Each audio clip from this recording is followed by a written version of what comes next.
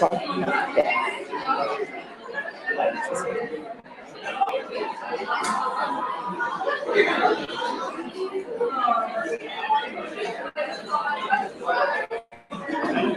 sorry.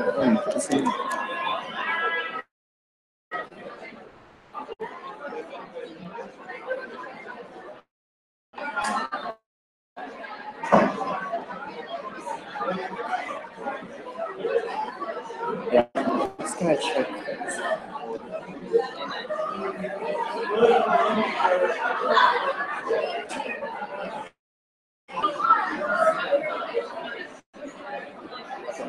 Is that all good? I'll just check if the recording is working.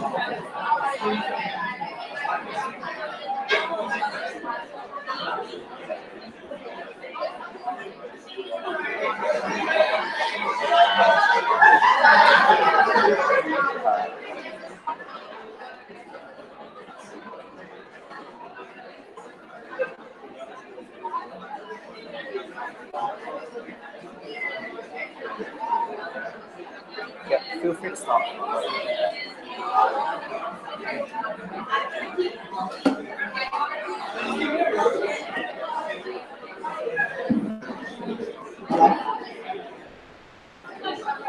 Hello?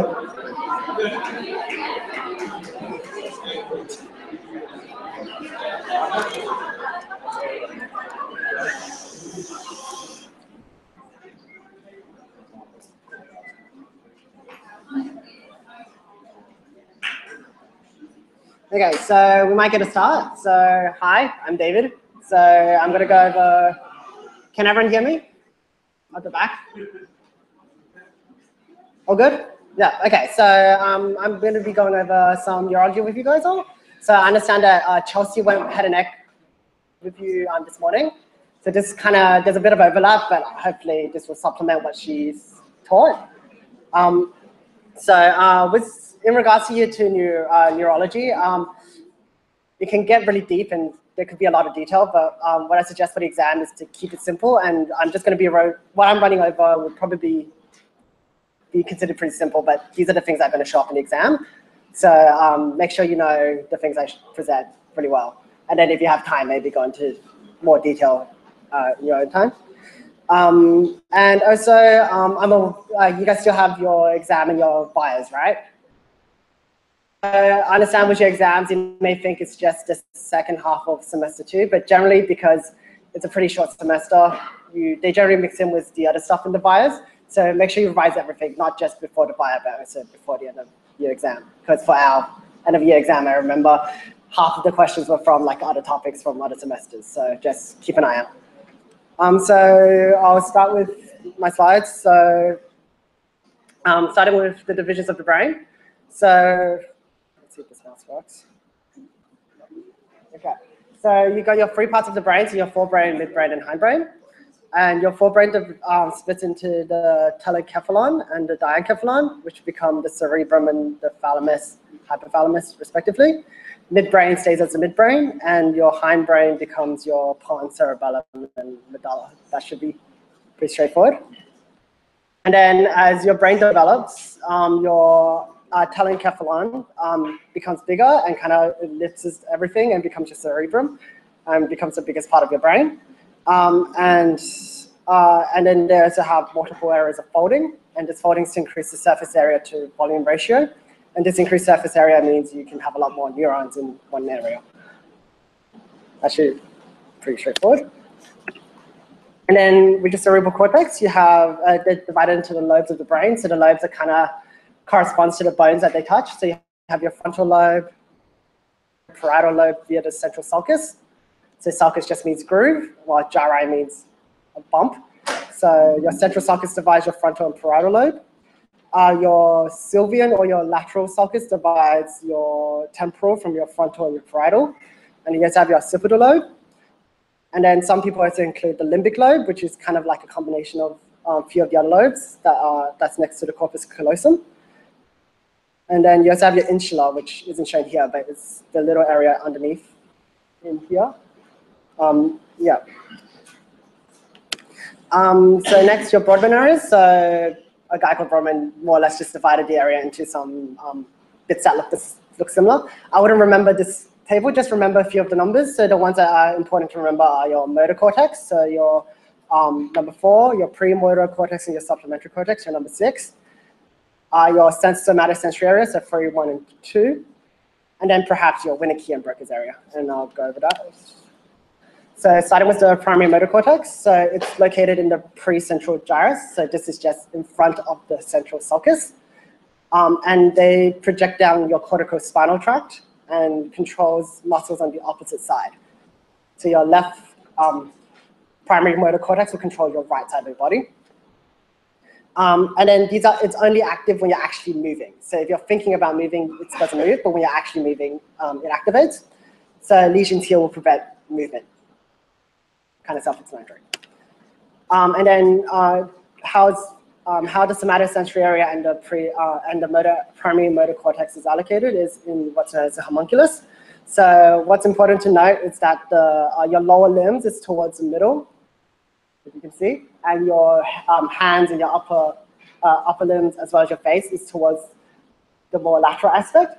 And this will become important when we talk about lesions, because locating lesions is a fairly important part when dealing with questions. So just remember lower limbs in the middle, upper limbs on the outside, and this is pretty similar with both the motor and the sensory pathways.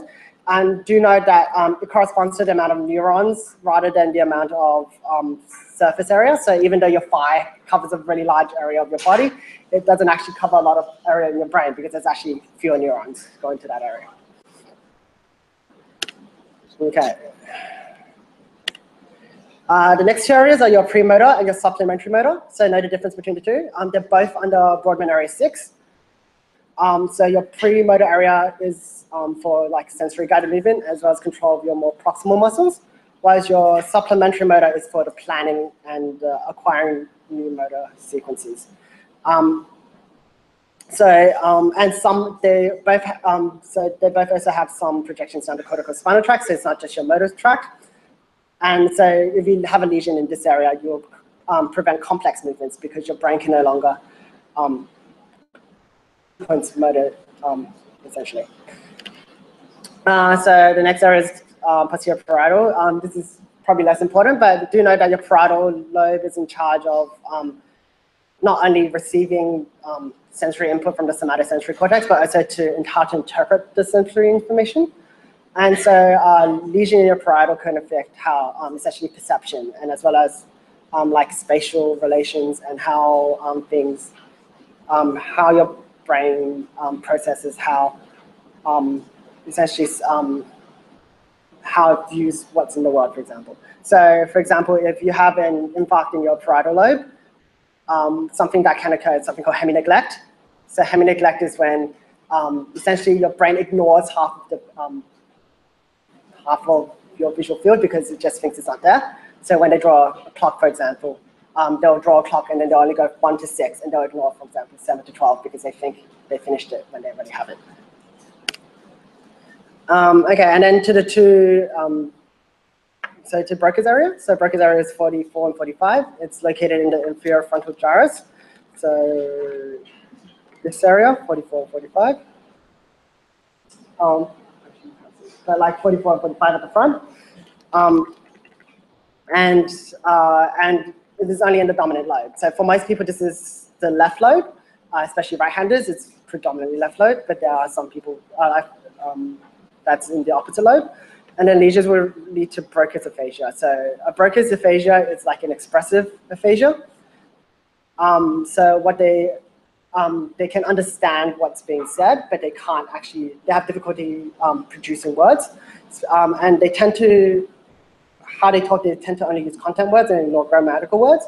So they might only use, they primarily only use nouns. So like they might go like train, fast, and then ignore all the grammatical words. And this is in contrast with Wernicke's. So Wernicke's is Brodmann area 22 in the superior temporal gyrus. So Wernicke's aphasia is kind of the opposite. They can't understand what's being said. So what they're saying tends to be grammatically correct, but when you actually listen to it, there's no content words generally. And then they can't understand what they're saying or what anyone else is saying. So they have difficulty expressing themselves. And Broca's aphasia, they tend to, these patients tend to struggle, so they tend to be very forceful and like they're trying to get the words out, but they can't. Winnicke's, they tend to be very, they just don't realize what's going on at all. So they tend not to, yeah.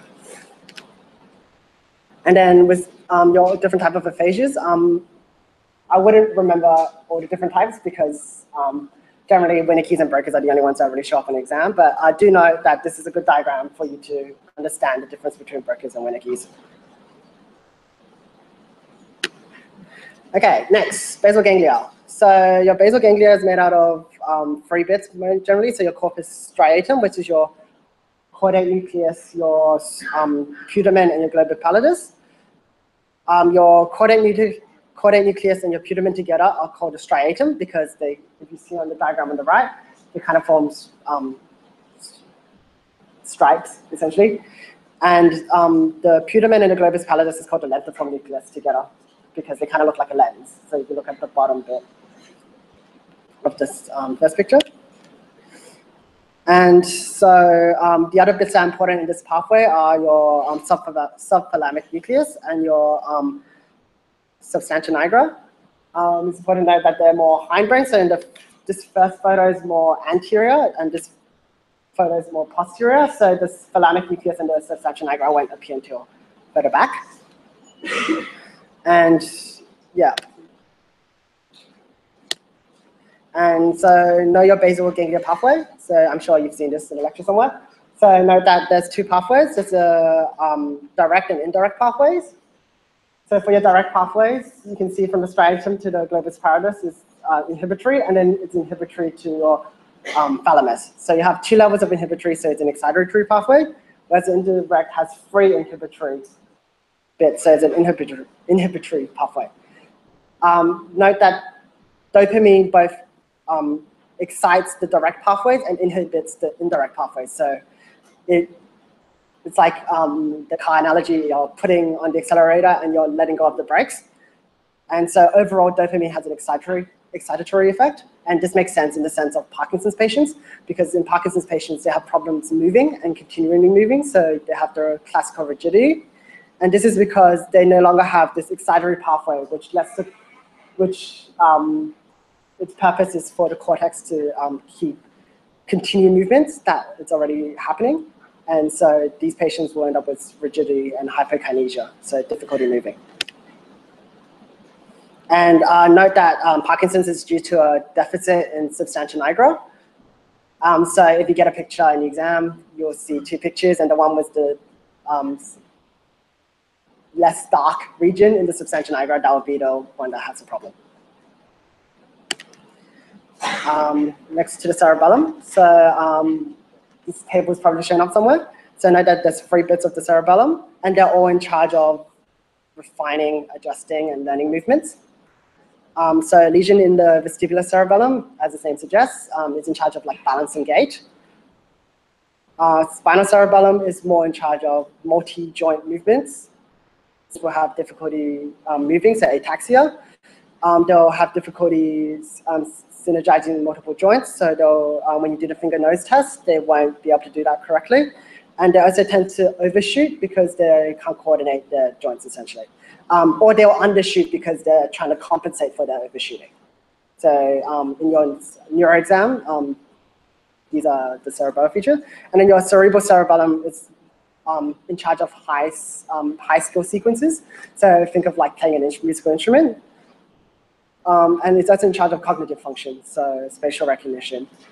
But overall, if there's any lesion in the cerebellum, you'll get the classical, some inability to do some smooth directed movements.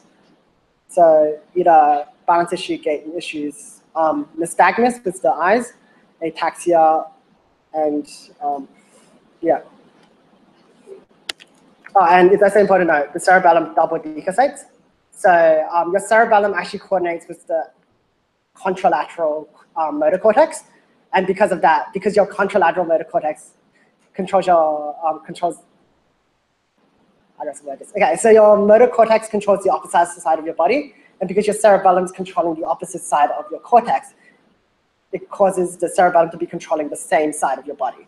So a lesion in your left cerebellum will cause left ataxia. Okay, moving on to spinal tracts.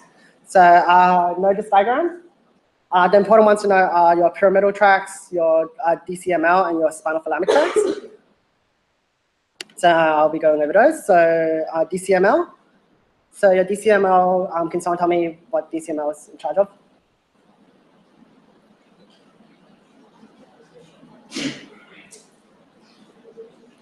Yeah.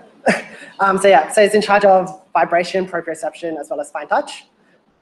And with all your sensory pathways, there's 3 neurons generally. So the first order neurons from your dorsal ganglion, and it travels up the dorsal column. So this is either your gracilis fascicularis or your cuneate fascicularis. Your gracilis is for your lower half of your body and it's more medial. And your cuneate is for the lateral half of your body and supplies your upper limbs generally. And it decussates at the medulla at the medium lemniscus, which is the second part of the name. And that's essentially what you need to know. This is in contrast with your spinal thalamic tract, with your anterior lateral system. So you have both an anterior and a lateral spinal thalamic tract. So your lateral path is in charge of, anterior part is in charge of crew touch and pressure. Although the picture kind of shows it decussates immediately, it generally goes up 1 or 2 levels before it decussates. But think of it as it decussates immediately rather than the DCML, which decussates at the medulla. And so again, you start with the first order neuron, the dorsal ganglion. It decussates through the anterior white commissures. So the part in front of the spinal cord, the little white that's in front. And then it goes straight to the thalamus, and then the thalamus passes along to the somatosensory area. And then note the order. So in DCML, your more inferior, your more lower limb is more medially, whereas in your anterior lateral system is more laterally. Another part is the spinal cerebellar tract. So this is for unconscious proprioception. And again, with everything in the cerebellum is supplied by the ipsilateral cerebellum. And yeah, I don't think that's the bottom bit's important, but the posterior bit doesn't decussate while the anterior bit decussates twice. So just know that it supplies the ipsilateral part. Next to your pyramidal motor tracts. So your, they're called because they go through your pyramids. So you have 2 corticospinal tracts. You have your lateral corticospinal and you have your anterior corticospinal. So your lateral corticospinal supplies your distal muscles, while your anterior supplies more your axial muscle. So your muscles in your trunk. And they both cross through the pyramids, but only the lateral decussates at the pyramids. The anterior decussates at the level of elevation. And also, there's also corticobulbar. So corticobulbar tracts supply your cranial nerves, so your facial muscles. And most of them have bilateral supply. The only exceptions are your facial nerve, doesn't have bilateral supply below the neck, below the forehead, and your hypoglossal, so supply your tongue. So it's only one-sided. I think it's important to clarify, this is a bit of year 1 neurology, but they tend to ask these questions a lot. So upper motor neuron and lower motor neuron. So motor tracts, as you can see before, it has 2 neurons. You have your upper motor neuron, which goes from your cortex all the way down to your spinal cord. And at the level of the spinal cord, you have your lower motor neuron, which goes from the spinal cord to whatever muscles it's supplying. So it's important to note the different clinical presentation. So both of them will get weakness because you're losing some sort of innervation to the muscles. But the way to think of it is upper motor neurons you lose inhibition. So your muscles are always tense in some way so you don't just all fall apart. But if your upper motor neuron has some sort of lesion, it decreases this inhibition. So you get signs of hypertonia because it's no longer inhibiting it, so it's very rigid. You get hyperreflexia because hyperreflexia, normally your upper motor neuron's inhibiting that, but when it's damaged, then it doesn't.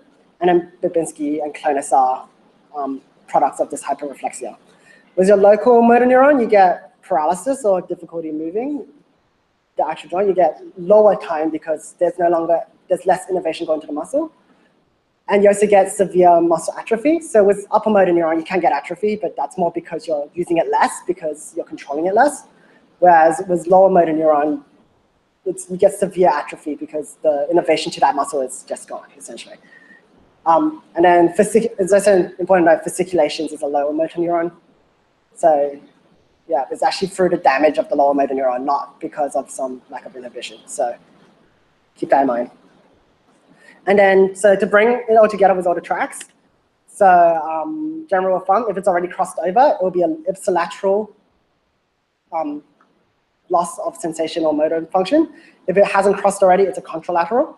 So I figured we might well go through an example together. So with a hemichord lesion, so when half of your cord is wiped out, also known as Brown-Séquard syndrome, could someone tell me what will happen to the motor function?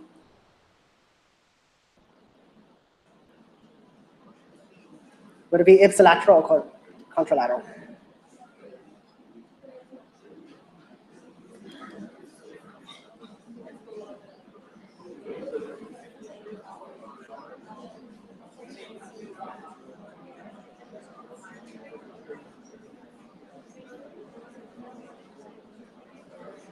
Okay, so with your motor track, it will be ipsilateral because it's already crossed over at the medulla, at the pyramid. So a lesion at the spinal cord will cause any muscle below that to lose. Is it an upper motor neuron or lower motor neuron weakness? Yeah, it's an upper motor neuron weakness because it's in the spinal cord still. It hasn't reached its second neuron. How about for DCML? So what would you lose for DCML?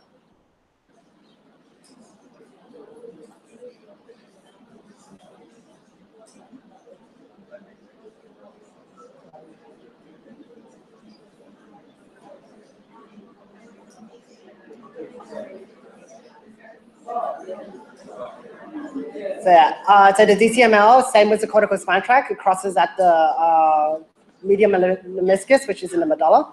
So it will be ipsilateral as well. And then with cortical spinal, it will be contralateral because with cortical spinal, it hasn't crossed yet, essentially. So this is why you get this set of syndromes. So I wouldn't learn each of the syndromes by themselves, but I will learn how each of the tracks work and what kind of lesions will result from these tracks. Okay, so a little bit about the extrapyramidal tracts. You don't really need to know too much about these, just know their name and their function. But I want to go memorizing the actual tract themselves because it's not that useful. So rubrospinal, so this is related to the red nucleus. So this is kind of like a primitive tract. So you think about like monkeys grabbing onto trees. So this is for flexor tones in the upper body. For your tectospinal, this is for head reflexes to loud noises and bright lights. Vestibulospinal in the name, so it's in charge of posture and balance. And reticulospinal is kind of in charge of automated movements. Just memorize this list, and that's probably the extent you need to know. Okay, so brainstem. So your brainstem has your midbrain, your pons, and your medulla. And it's important for you to be able to draw this diagram and to be able to label the nerves because that could be a question. So a good rule of thumb, if you can't remember where all the cranial nerves comes, it's a rule of 4s. So there are 4 cranial nerves above the pons. So 1 and 2 are actually just extensions of the brain, and they come from the mesencephalon and diencephalon. 3 and 4 come from the midbrain. 5 to 8 come from the pons, and 9 to 12 come from the medulla. And then the ones in the midline are your pure motor. So motor that doesn't include your branchial arches. So this will be your multiples of 12. So 3, 4, 6, and 12 are the ones that are midline. So if you have yeah. And then other structures that are important to note. So your substantia nigra is in the midbrain. Red nucleus is in the midbrain. And your medulla is also in charge of vital organ function. So respiratory and vasomotor centers. Okay, so it's important for you to know where the cranial, like not only know the cranial nerves, but know where they come out of. So in the cranial fossa, you have your 3 cranial fossa. So you have your anterior, middle, and your posterior. So your anterior, only your first and second cranial nerve comes out. It houses the frontal lobes. The middle cranial fossa houses the temporal lobe. Could someone tell me what houses the posterior cranial fossa? What sits in the posterior cranial fossa? Yeah, so it'll be the cerebellum. So it's not actually a part of the cortex. So note that so we might as well go through each of these. And could someone tell me what nerve goes through the cerebral plate? Olfactory, yes. Optic canal? Yep. So optic nerve, superior orbital fissure. 3, 4, 6, and which part of the trigeminal? So yeah, there'll be 3, 4, the ophthalmic branch of so V1 and 6. What comes out of rotundum? V2, yep. Ovale? Yep. Internal acoustic meatus? 7 and 8, yep. Your jugular foramen? So yeah, 9, 10, 11. And what comes out of, which nerve comes through the foramen magnum? Yeah. So your 11 actually runs up the foramen magnum and comes out of the jugular. So it kind of comes in and it comes back out, essentially. And it's the only cranial nerve to do so. Okay, so there's a lot of cranial nerves. So this has quite a bit of overlap with what Chelsea said this morning. So I think Chelsea went through most of the motor functions and all the parasympathetic functions. But if you ever have trouble remembering what the cranial nerve does, I kind of group them into 3 groups. So your first group are your pure sensory. So your pure sensory are just your 1, 2, and 8. So your olfactory, optic, and your vestibular cochlear. Your pure somatic muscles, so your non-branchial arches, non-pharyngeal arches. So 3, 4, 6, and 12, which are all divided by 12. The exception to this rule is 3 also has a parasympathetic function. And then your branchial arch, which is your 5, 7, 9, and 10. And they kind of have a lot of functions. So they both have motor and sensory function. They all have parasympathetic function except for 5, and they all have taste except for 5. So you have a few exceptions. But yeah, just know what your cranial nerves do. And with the nucleus, just know that your midbrain, your brainstem is kind of an extension of the spinal cord. So as we know, the motor function is anterior and this sensory is posterior in the spinal cord. This kind of gets rotated in the brainstem, so your motor functions are more medially and your sensory functions are more laterally. Yeah, so I wouldn't memorize that nucleus, but just have an idea of that the motor functions are more medial, the sensory functions are more lateral, and where each of the cranial nerves are. So 3 and 4 up the top, 5, 6, 7, 8, and then, yeah. So hopefully Chelsea went through a lot of the other cranial nerves, but I'm going to quickly go through the visual pathway, which is pretty important. So depending on where in the visual pathway there's a lesion is what type of loss in visual fields you'll get. So if you lose complete vision in one eye, there's a problem with the optic nerve. If you lose, if something occurs in the optic chiasm, so could someone tell me what's a potential cause of a lesion in the optic chiasm? Yeah, so the Monash buzzword, pituitary adenoma. So you get the bitemporal hemianopia. So if you see bitemporal hemianopia, I think there's something wrong with the pituitary. If you get something wrong with the optic tracts, you get contralateral homunculus hemianopia, and so you get loss of vision on one side on both eyes. Note that your parietal lobe carries your parietal lobe carries your lower quadrant nerves, while your temporal lobe carries your upper quadrant nerves. So this is why you get the quadranopias. And then with lesion in the occipital lobe, you get macular sparing because generally a lesion in the occipital lobe means some sort of posterior cerebral artery involved, and your macula actually have multiple innervation from both the MCA and the PCA, so you get macular sparing. Okay, another reasonable question they can ask you is eye anatomy, which is pretty boring. So know how to label this diagram. Could someone tell me which bit has the greatest impact on the refractive index?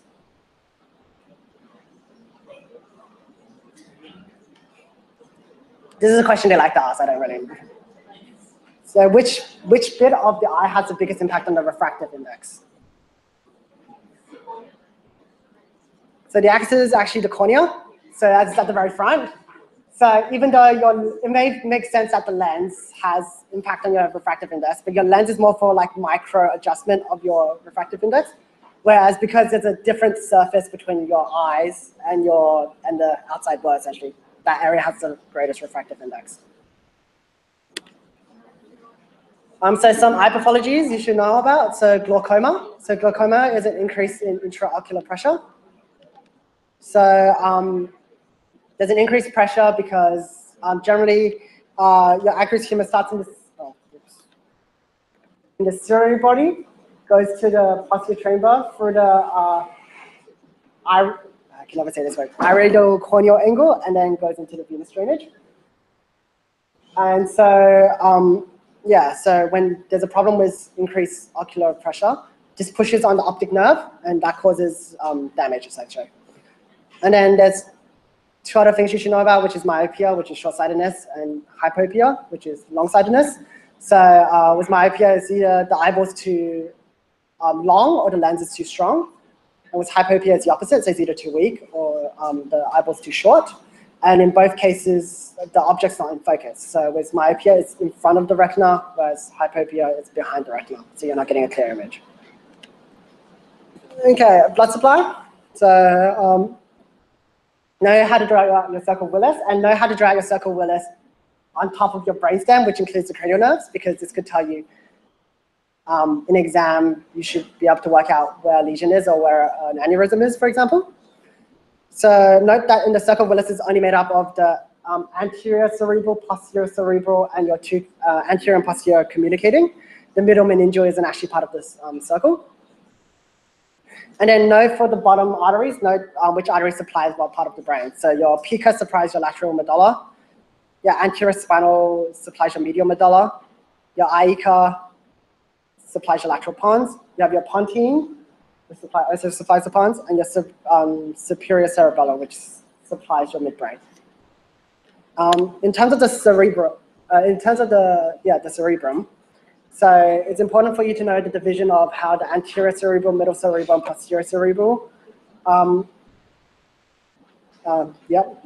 So yeah, as you can see, your anterior cerebrum actually covers only a thin strip at the front, but it's mostly in the medial aspect of the brain. And as we saw in the homunculus before, your medial aspect controls your contralateral lower limb.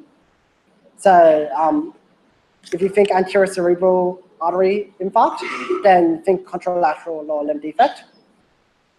Your middle cerebral artery actually, it's one of the more common. It covers a really wide area. So if you can see, the arrow is kind of coding onto Broca's area, and it also covers Wernicke's area as well. So you can actually get either aphasia. You can get your lower limb and head motor and sensory deficits. If it's in the non-dominant lobe, you can get the hemi-neglect I talked about before. And because your visual tracts run through both the temporal and the parietal areas, you can also get your contralateral homunculus hemiopia. So your optic tract can be impacted as well. And with posterior cerebral artery, think visual impairment, so they get blind. But their light reflexes will still be intact because cranial nerve 3 comes from the brainstem rather than from the cerebrum. And then you can also get contralateral sensory loss because all your sensory pathway goes through the thalamus, and the thalamus, if you see in this image, can get impacted as well. With your brainstem, so know that, so there are a lot of syndromes, but just know how to derive what problem based on the lesion. So it's kind of fortunate in the sense that all the medial pathways begin with N, and all the lateral pathways begin with S, so on the side. So in the medial tract, think of your corticospinal, so your motor pathways and your medial lemniscus. In your lateral, think sympathetic. So what syndrome do you get if you get a sympathetic infarct? Sympathetic damage. Horner syndrome, yep. Spinal thalamic tract, your spinal cerebellar tract, and your sensory nucleus as well. So I wouldn't remember all of this, but just know how you derive each of the bits. So with your medulla houses cranial nerves, the last 4 cranial nerves. Accessory spinal actually comes from the spinal cords, so the nucleus actually won't be affected, but 9, 10, and 12 will be affected. So in lateral, you'll get 9 and 10 dysfunction. In medial, you get 12 dysfunction. And then you can get damage to each of these pathways will result in some deficit in the brainstem. Okay. And then this last bit is probably less important, but quickly go over the meninges. So your meninge has 3 bits: your dura mater, arachnoid mater, pia mater. Your dura mater actually separates into the periosteum and the meningeal. And know that these layers continue down into the brainstem. Your dura mater houses the dura sinuses. So all your sinuses are actually in between the 2 layers of the dura mater. And your and note that there's 3 potential spaces that can form. So between the bone and the dura mater, you can get the epidural space. Between the dura mater and arachnoid mater, you get your subdural, and below the arachnoid, you get your subarachnoid space. Subarachnoid space is the only one that's actually a space. The other 2 are potential spaces. Subarachnoid space houses your CSF. So your meningeal arteries. So you have your anterior, middle, and posterior meningeal arteries. Note that your middle meningeal artery is the most likely one to get injured, and it's most likely to get injured at the pterium for a head trauma. Also note that the middle can also have an accessory meningeal pathway coming from it. Your dural sinuses. So I don't think this is very important, but I guess know how this sinus system works. They all line the dura, as I said before, and they collect CSF fluid from the arachnoid granulations. So I think on our exam, we actually have to label this diagram.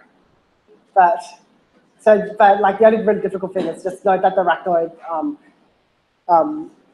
it says arachnoid villi there, but like arachnoid granulations kind of flows, kind of filters the CSF to the venous system. And yeah, know how to label the rest of these. And then with your dural reflections, so you have 4 dural reflections you need to, or dural infoldings you need to know about. So the one that divides left and right, you got your falx cerebrum. The one that divides occipital from cerebral is your tentorium cerebelli. The one that divides the 2 halves of your cerebellum is your falx cerebrum. And the one that forms a roof over the pituitary is the diaphragm sulci. So I guess just know the names. And then, as I said before, there's 3 potential spaces for bleeding. So epidural, subdural, and subarachnoid.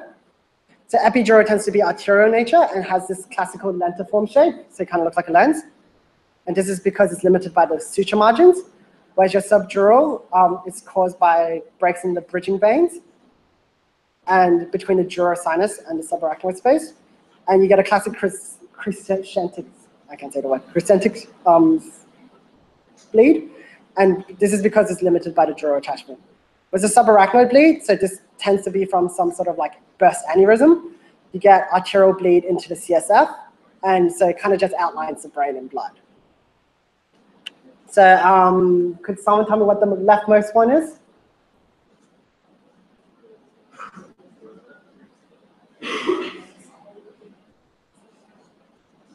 So yeah, it's a subdural because it has the crescentic space. It's kind of a pretty bad picture, but you know. The middle one. So yeah, it's epidural because it's got that lens shape. And then the last one is subarachnoid, the one that's left. So you can see how the blood kind of outlines the features of the brain. Okay, and tonight, the epidural tends to happen with young people, and they tend to have a knock on the head. So the classical story is that they have a knock on the head, they lose consciousness for a second, come back to consciousness, and then about a few hours later, they suddenly collapse again. And then chances are they've died because they haven't seek medical treatment because they think it's fine. Whereas with subdural, it's generally like old people with like chronic bleeds, and they don't realize it's happening, but they get like slowly getting headaches, for example. So epidural think young people, subdural think old people, essentially. And then quickly, the last thing is the ventricular system. So you have your 2 lateral ventricles going to your third ventricle via the intraventricular foramen. Your intraventricular foramen goes to the 4th ventricle via the cerebral aqueduct. And then that goes to the rest of your body via the lateral and medial aperture. Note that your CSF is produced by the cricoid plexuses. So these are plexuses between the ventricles and arteries, and they kind of filter out to get you your CSF. And they're located in each of your ventricles. And yeah. So does anyone have any questions before I move on to some actual questions?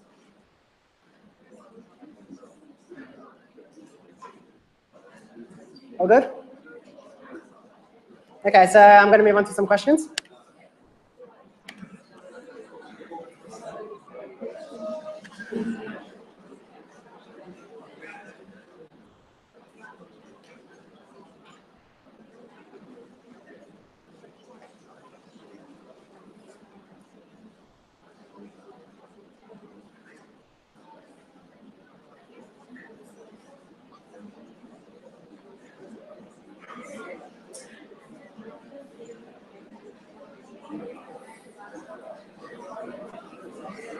So does someone have an answer?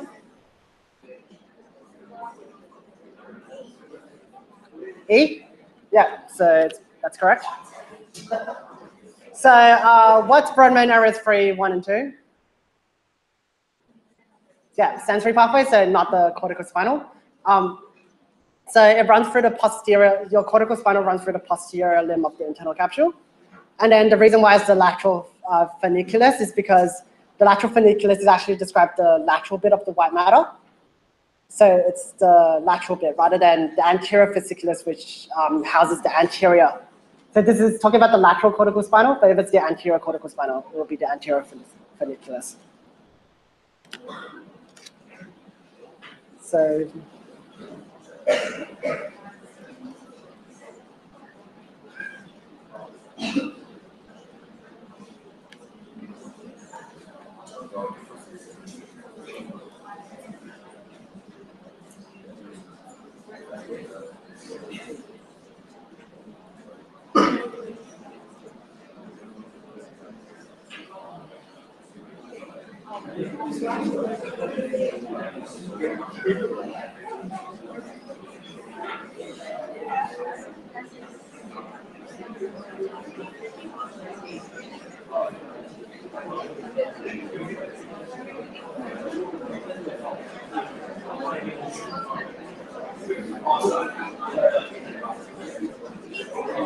okay, does someone have an answer?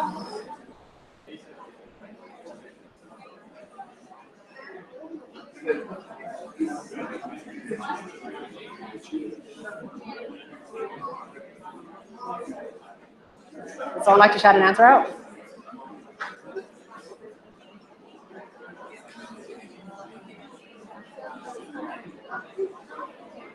Yeah, so it's D. So your belly, if you know your dermatomes, your belly button, right below your belly button is T10, so that would have been a hint. But if you couldn't work that out, so your DCML, so a lesion will affect the ipsilateral side. So if you have a loss of vibration proprioception on the left side, you'll have left-sided weakness. And know your gracilis is what's in charge of lower limbs. The cuneate fascicularis actually ends at T6. So yeah, so the third and the fifth answer doesn't exist, more or less.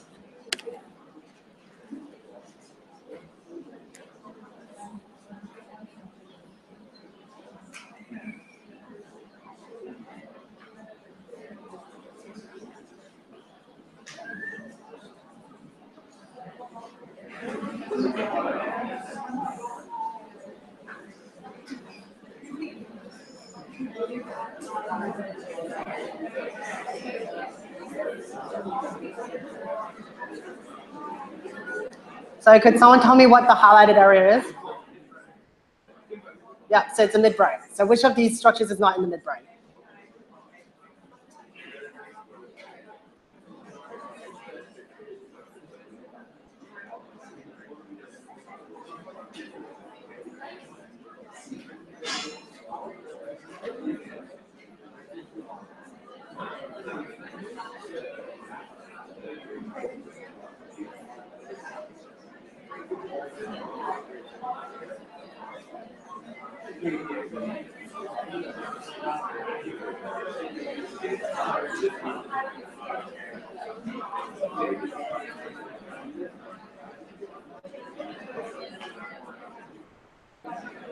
Someone have an answer?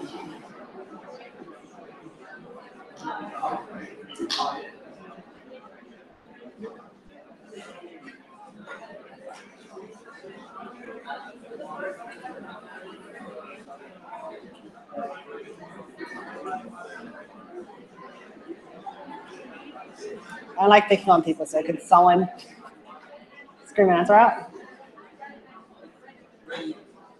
So it's the third ventricle. So your third ventricle is actually on the other side of your thalamus and your hypothalamus, so it won't be near your midbrain. So as we said before, it's the rule of fours. So 4 cranial nerves are above the pons. So 3 and 4 are actually located in the midbrain. And then your substantia nigra and your red nucleus are also located in the midbrain.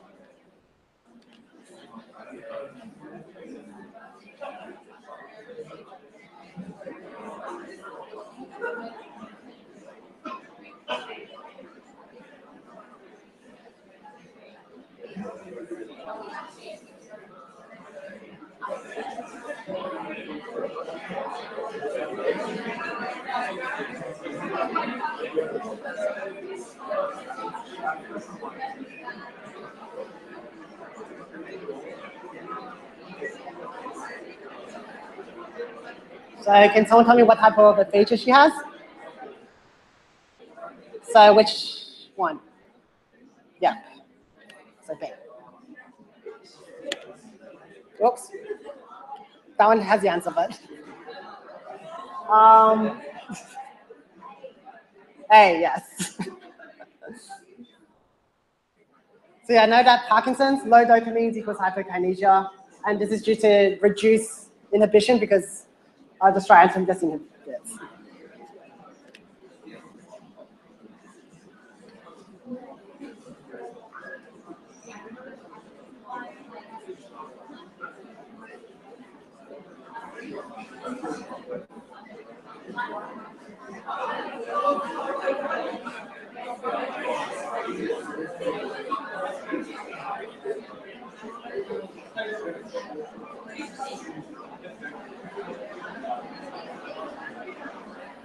So I have an answer? Yeah. A.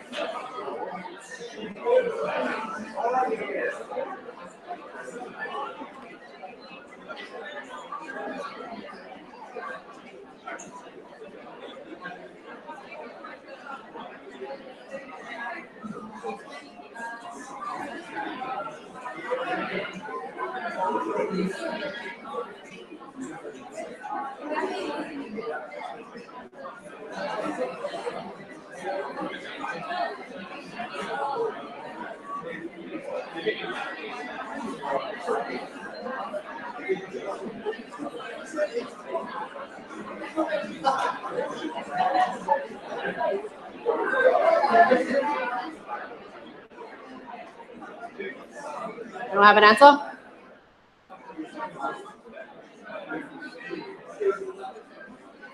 And the answer is C.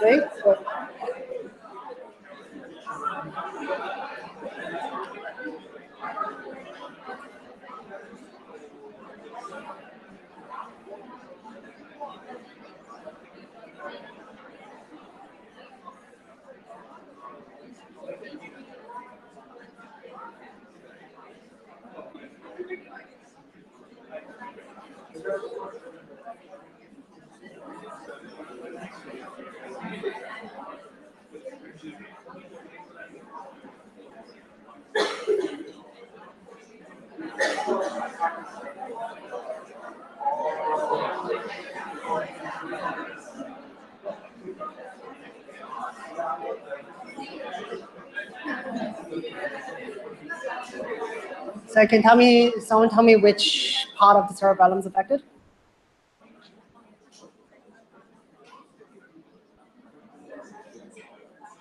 So you have your vestibular cerebellum, your spinal cerebellum, and your cerebral cerebellum. Which bit is affected? Yeah, your spinal. So if your spinal cerebellum is affected, which of these will occur? Yeah, ataxia. So the first two are more your vestibular, and your bottom two are more your cerebral.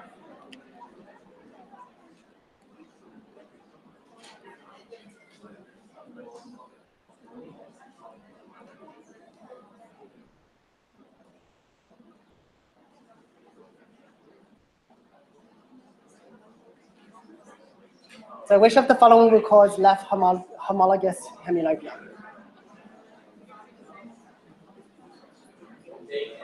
Yeah.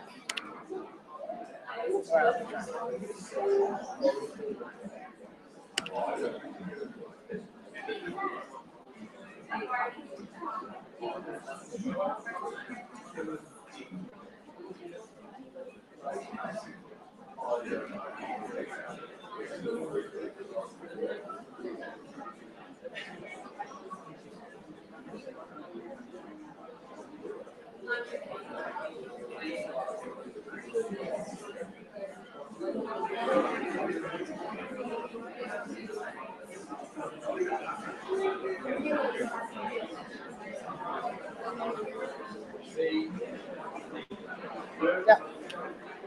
So another word for bitemporal hemianopia.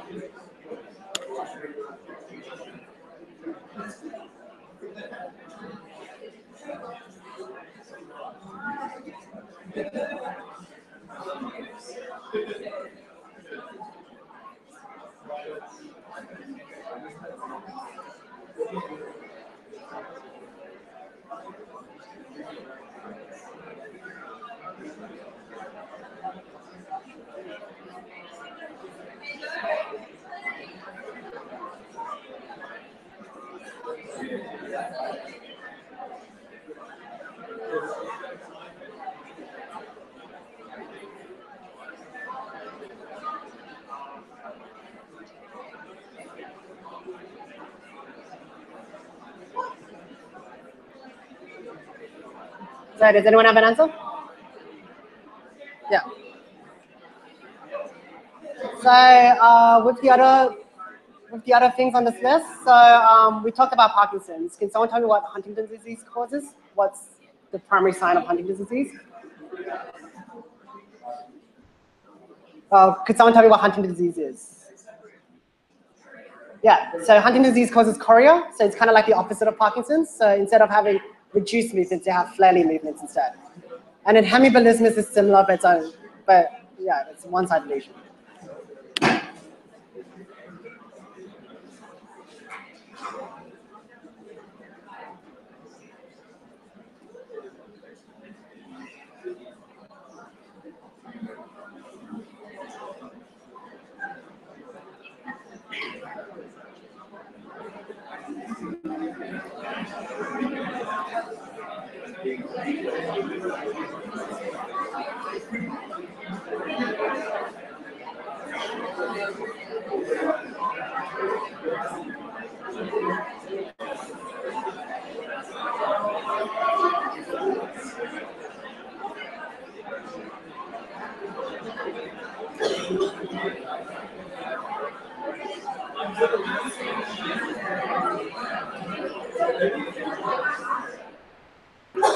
Anyone got an answer?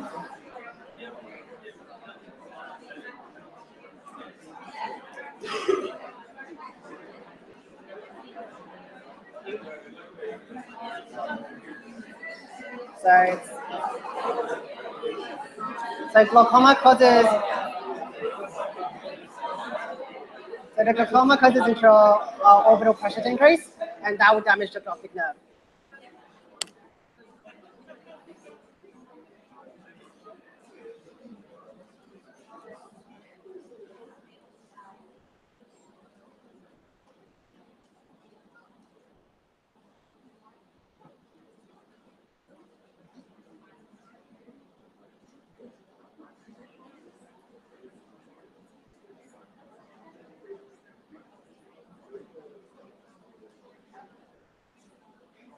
The second option should be medial medulla, sorry.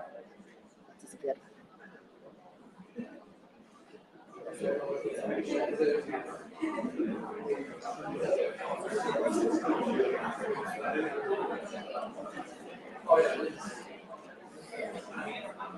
Okay, so this question's a bit more difficult, but I think we'll go by step one. So, what causes vertigo?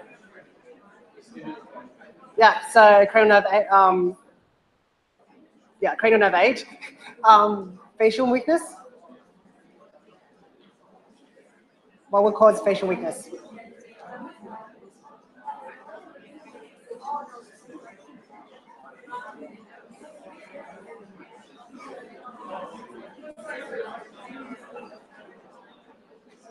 So if your facial nerve is impacted, it will cause facial weakness.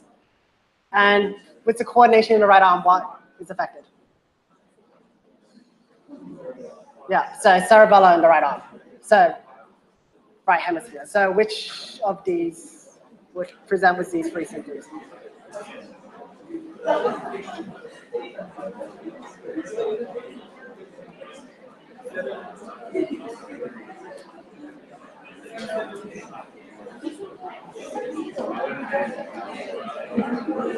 So does someone have an answer?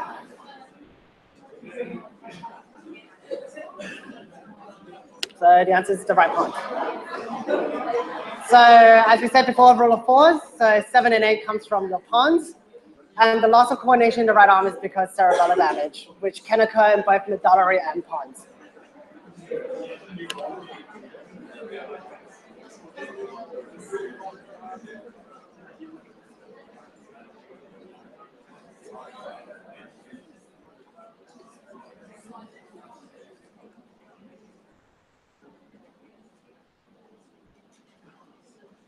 So it should be pretty straightforward. So does someone have an answer?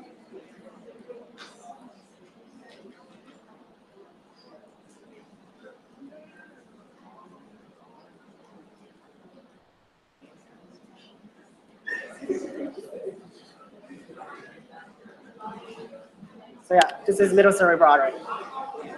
Because lower limbs will be anterior cerebral artery, posterior will be more vision.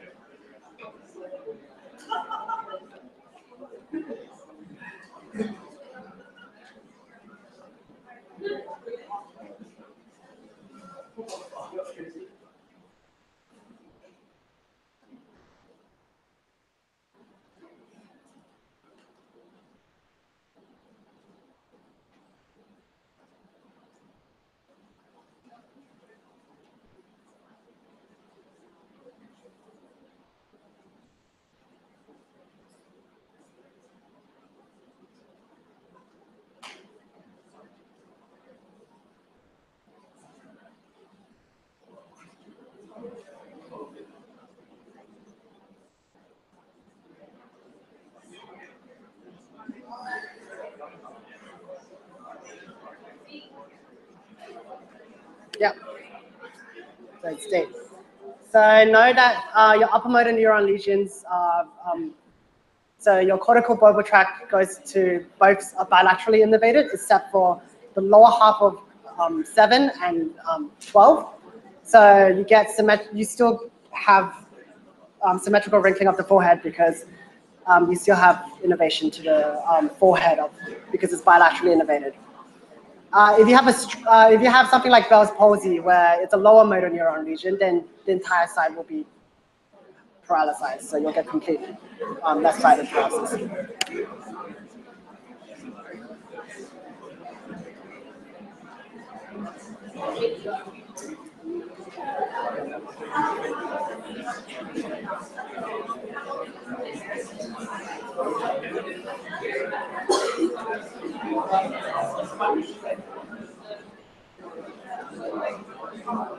So is this an upper motor neuron or lower motor neuron lesion?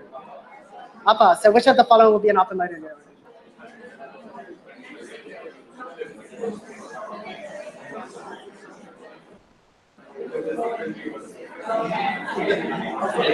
So it will be hypotonia. So fasciculations is a lower motor neuron problem. So something's wrong with the lower motor neuron that's causing it to twitch. And then with muscle wasting, you might get muscle wasting, but it won't be dramatic, and it probably won't happen for like months rather than a week.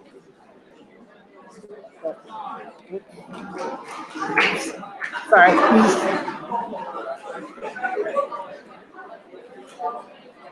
Hopefully not everyone saw the answer, but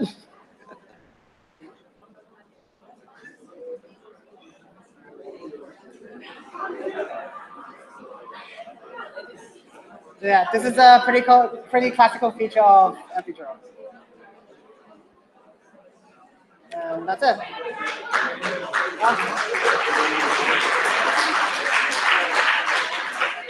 Anyone got any questions?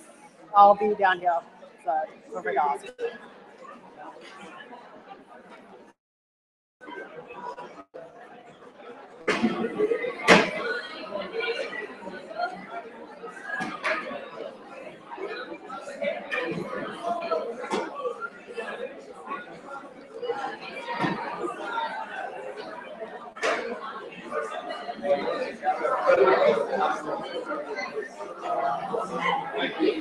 Sorry.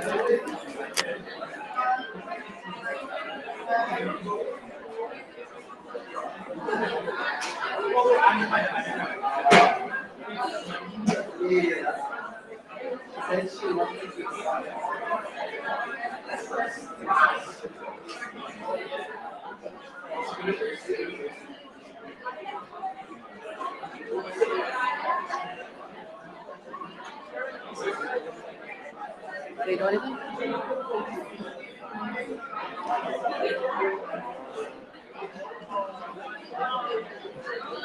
Oh yeah, you don't need to do anything about this. I'll skip it.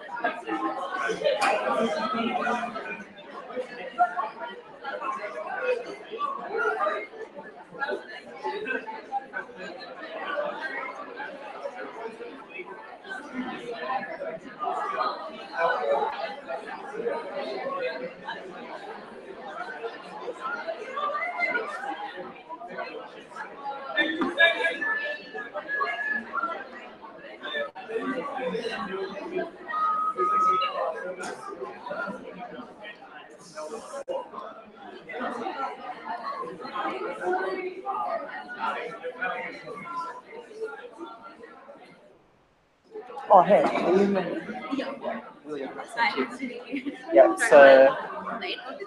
Oh, no. They finished early. Yeah, that's fine. So, do you have a USB for... I have it on my Google Drive. I just put it on USB. Okay. Do you want to use my USB? Yeah. Because we're just recording from this side.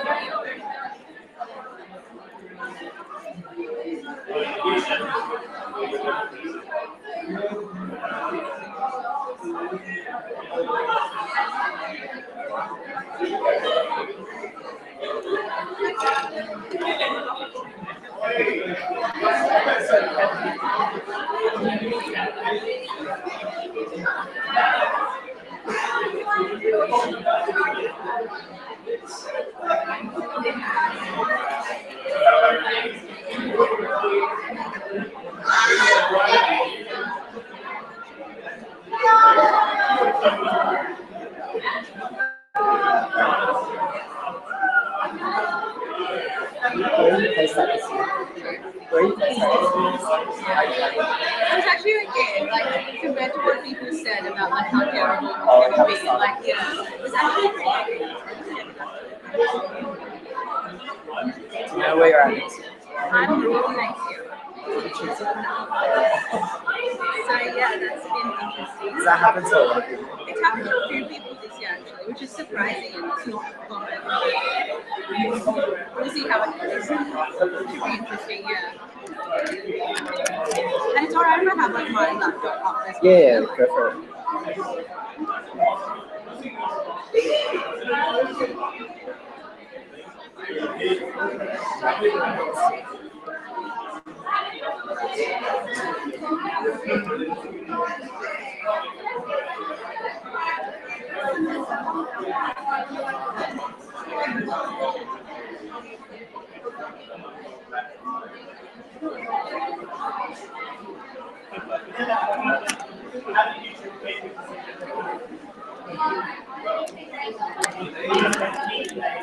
I'm spilling chocolates on the chair. So Oh, okay. I was like, it's 3:30. No one's going to be listening. I'll bring chocolates. Yeah, I think people are pretty tired.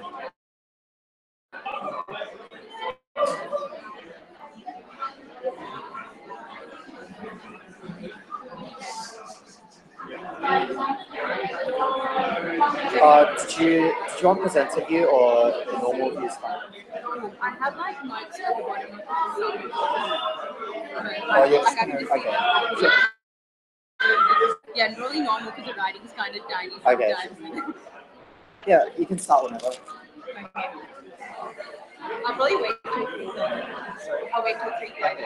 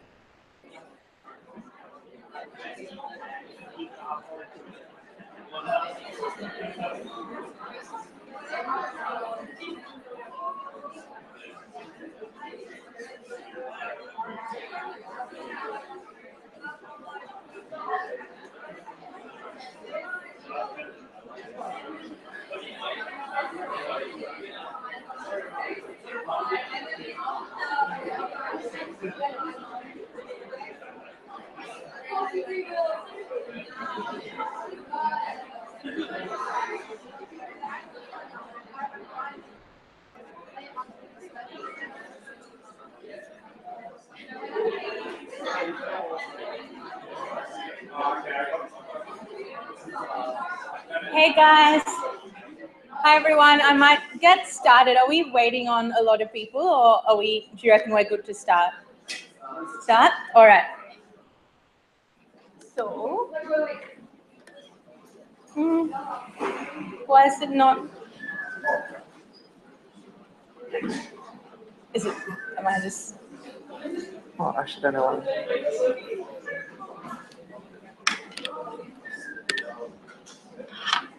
That was really odd. It was there like 5 seconds ago. Oh, yeah. Sorry, I'm terrible with tech.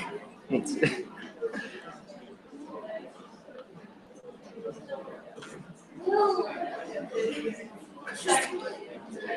Oh,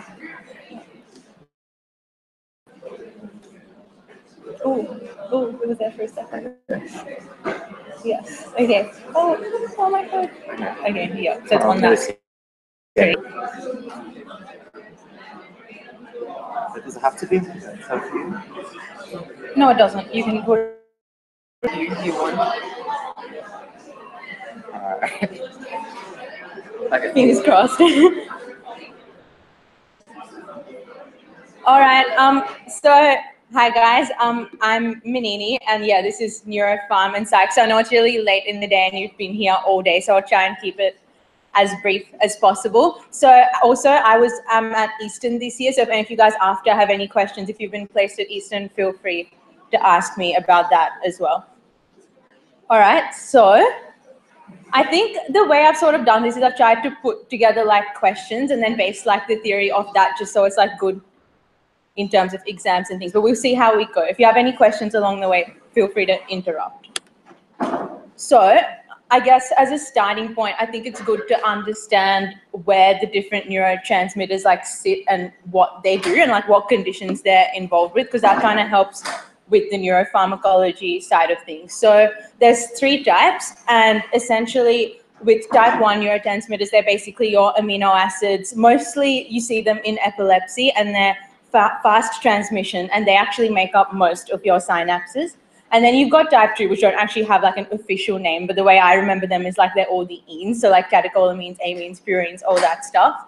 And they're slightly slower neurotransmission, and they're on quite a few synapses as well, but not as many as the type 1 neurotransmitters. And then lastly, you've got type 3, which are all your neuropeptides, and they're not that common, mainly in like pituitary and hypothalamic stuff. But yeah, they're the fewest, and they have the slowest neurotransmission as well. So these are just some like, yeah, general concepts. So with receptors in the CNS, we know there's ionotropic receptors and metabotropic receptors. So the ionotropic receptors are your ones that are fast. Essentially, the neurotransmitter binding stimulates entries of ions. So, and that's how they work. But the metabotropic ones, they're the ones that you have a second messenger pathway, so your G proteins, and they're mainly type 2 and type 3 neurotransmitters. So yeah, that's your ionotropic. So essentially, yep, the neurotransmitters, sorry. Probably shouldn't point because you guys can't see, but the ions come through when the neurotransmitter binds. And with the metabotropic, you can see that essentially the neurotransmitter binding activates a G protein, which activates a second messenger pathway, which then has its effect, so which makes them slower, essentially. So that's just a table straight off your slides, but I thought it was really useful to have this understanding of what part of the brain's involved with what sort of processes and how the different neurotransmitters link in with that, because then when you think about different pathologies to do with that, it makes a lot more sense. So obviously I'm not going to read this all out, it's right here, but I just put that in there so you guys can get a bit of an understanding of how that works, essentially. It's important to know how different neurotransmitters are terminated in their action, because that's how a lot of the drugs are targeted. So we'll go into the drugs in detail in a little bit, but essentially serotonin, you can reuptake it, and there's also a transporter that transports it. So both those mechanisms are ways in which you can inhibit its action if needed in whatever the pathology is, which we'll get to. Adrenaline, same thing. Dopamine only has a transmitter, and MAO are the two enzymes that we'll talk about in a little more detail, but there are pharmacological agents that can inhibit this enzyme that are useful in a lot of conditions. So this is sort of the brief overview, and then we'll get into it in detail. So, okay, this is going to be a bit tricky, but what I tried to do was have the different neurotransmitters, what effect they have, and what disease they're associated with. And if you guys could like maybe try and match each one. So I don't know, I could pick on random people, or you guys could volunteer, which would be amazing. But if someone wants to give it a go, like you can only do one, or you can do all of them if you're feeling really up to it. But yeah. Does someone want to try saying what the effect of noradrenaline is and what disease it might be associated with?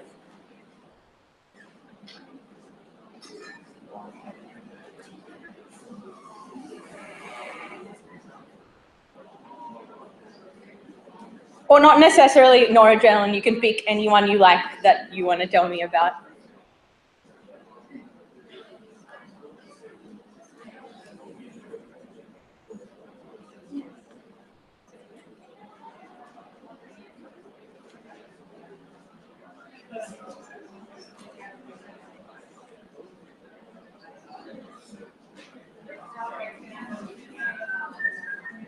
Okay, I don't know, I feel like it might be easier if I sort of like, I don't know, choose people or just like go in order or something. I don't know, maybe we'll start like, does someone in the back want to say something about one of them? I don't know your name, but people are pointing at you.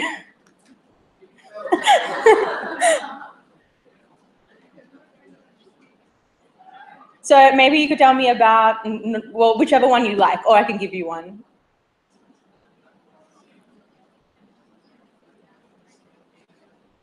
Yeah, so there's one line in our state. Yeah. Yes.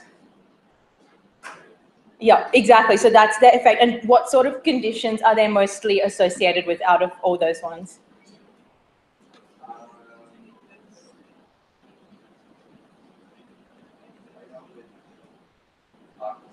Yes, so they do help with Parkinson's, and the other one's depression, so that's awesome. And I'm a terrible thrower, so we'll see how this goes, but I've got chocolate, but I don't know if we'll make it.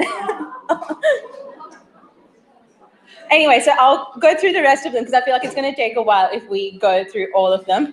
But yeah, I just put it in a table matching it up. I think this is really important to know because if you get this, then all the medications make sense. So essentially, yeah, with noradrenaline and serotonin, they're more sort of associated with your sleep-wake cycle, and serotonin more so like, you know, sedation, anxiety, that sort of thing. Noradrenaline more so, as we know, like fear, stress, your fight and flight response.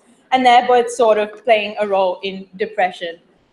And dopamine, like we said, so dopamine is apart from, so I'll fix it on there, but apart from Alzheimer's and schizophrenia, Parkinson's as well. But yeah, that you guys get the idea. I'm not going to read through all of them essentially. So, okay, so I've kind of like based this around questions. So a 26-year-old woman, 6-month history of irregular and inadequate sleep. She's really tired. She feels like life doesn't mean anything anymore. She's lost interest in her daily activities. She's gained some weight. She's really restless and tapping her feet all the time. What do you guys think she has?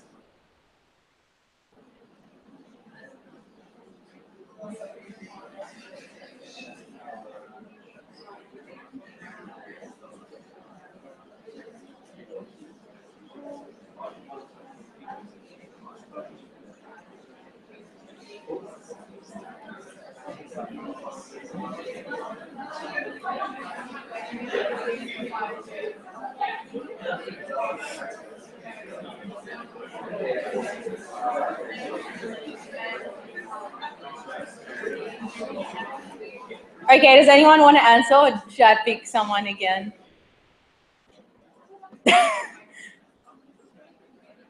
All right, maybe someone from like over there. Yeah, it is. So she does have major depressive disorder because she does fit all the criteria. So you'd pick like she might be depressed if she had some criteria, but not like all the ones required to satisfy that. But yeah, so essentially if we go through what the criteria are, which we will in a bit. So, oh, sorry, I'll chuck you. Oh my God, I'm really bad at this, guys. So the depression is basically 5% of the population, and only 30% of depressed people are actually on treatment. 15% of these people will commit suicide, and only 50% respond to antidepressants, but 30% respond to placebos as well. So the treatment's a bit iffy, but for the people that it does work for, it works really well. So there's different types of depression. So the one we just went through, like in the question, was major depressive disorder. So she didn't have any particular like life event that necessarily caused her to be that depressed, which was more likely to make it that one. Reactive depression, as the name suggests, is generally when something has happened that, you know, is significant enough for you to have those sort of feelings. And then bipolar, we'll talk about in a little bit, but it's generally a cyclical sort of pattern where you're cycling between mania and depression, but you're mostly in a sort of depressive phase. So that's sort of just a bit of a breakdown. So that's the criteria. So the bold ones that I've put there are the ones that our person had in the question. But yeah, that's the DSM-5 criteria for major depressive disorder. You don't need to know the criteria, but just have like a vague idea that like they're the sort of things that you see in major depressive disorder. And it needs to happen every day for nearly every day for more than 2 weeks. So with risk factors, yeah, so women, family history, sort of 20 to 40-year-olds, if you've recently divorced or recently married, having a kid, and just naturally negative life events.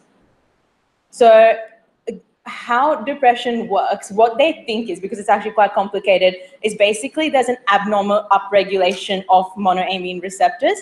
So that's kind of the main theory. There's a few other ones, like as you lose neurons in the hippocampus and things, but the main one is this upregulation of receptors, right?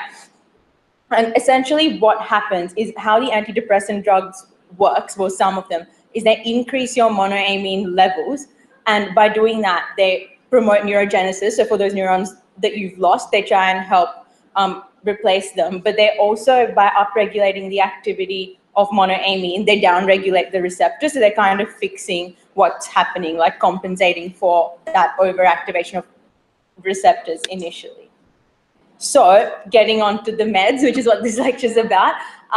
Now that you have diagnosed her with major depressive disorder, you want to start her on something. So you've gone through all the lifestyle stuff. Just remember, for OSCEs, always lifestyle stuff first. But so she's heard that some people get dry mouth with their antidepressants, and she really doesn't want that. So which of these meds would you pick, keeping that in mind?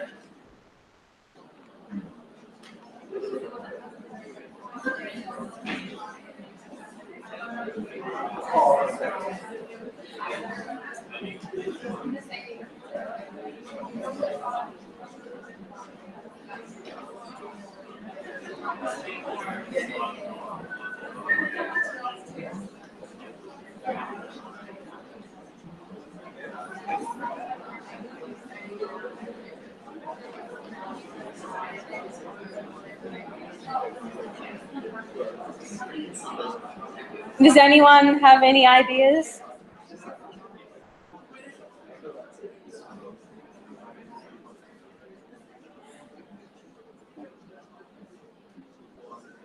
Okay, maybe someone from like the middle-ish section here. A? Yes, that is right. So fluoxetine is an SSRI, which is first line essentially, and it doesn't have any anticholinergic effects. So we'll go through like the side effects of each of the medications separately. But I think out of all these ones, the ones you guys should be familiar with is probably amitriptyline, that's tricyclic antidepressant, moclobemide. So that's quite a new one, but it's a reversible, sorry, I'll start that again. So it's a reversible MAO inhibitor. So what it means is it doesn't have the cheese reaction anymore. So that's a good one to remember. And venlafaxine is your SNRI. They're the main ones that you should know. The rest of them, I guess they're good to be aware of, but if you don't have time, don't worry about it so much. So I guess if we start with tricyclic antidepressants, how they work is they block the reuptake of serotonin and noradrenaline, but generally more so noradrenaline. Really important to remember, because they love asking about side effects, is that overdoses with these can lead to really bad cardiac arrhythmias. So things like VF. And sometimes that can even happen at therapeutic doses depending on the patient. So that's really important to keep in mind. So in terms of side effects, how I used to always like to think about it for antidepressants in particular is like sort of categorize them into what their receptors they're targeting, and that's why they get that side effect, because otherwise it's really hard to remember. So with tricyclic antidepressants, they block muscarinic receptors, so you get all your anti-sludge side effects, and then they block H1 receptors, and that's mainly associated with sedation, and then alpha-1 receptors as well, and that's associated with orthostatic hypertension. So I just thought that for me, that was the easiest way to remember it, just because otherwise it gets a bit messy. Then we have SSRIs, which was in the question. So they, as the name says, they block the reuptake of serotonin, and they increase the amount of serotonin at the receptors, which downregulates how many receptors there are. So with this, it's important to remember that any side effects that you do get, they're actually quite acute, and over time, they go away. But like acutely, they can actually make you quite anxious, induce panic attacks and things. So because we know that kind of depression and panic disorder, anxiety sort of tend to happen together in a lot of people, you'd have to be careful of that when starting patients on SSRIs. The other important thing with SSRIs is serotonin syndrome. So any other drugs, I've listed a couple there that also increase your plasma serotonin levels. You can end up with this thing called serotonin syndrome, which is essentially a really high body temperature, you're really agitated, you've got hyperreflexia, tremors, you're sweating, dilated pupils, diarrhea, like everything sort of upregulated. And yeah, so they tend to sometimes like to ask about that as well. So keep that in mind. Then we have MAO inhibitors. So like we mentioned before, they inhibit monoamine oxidase. So they bind to it and destroy it. So monoamine oxidase usually breaks down or prevents the reuptake of like serotonin and noradrenaline. So if we essentially stop that, then you're not breaking down that as much, so you have more available. So the side effects with that, there's quite a few, like we talked about before, depending on what receptors they target, you're going to get the associated side effects, but the cheese reaction is the main one to remember. So don't eat fruits with diamine in them, like, yeah, red wine, cheese, all that stuff.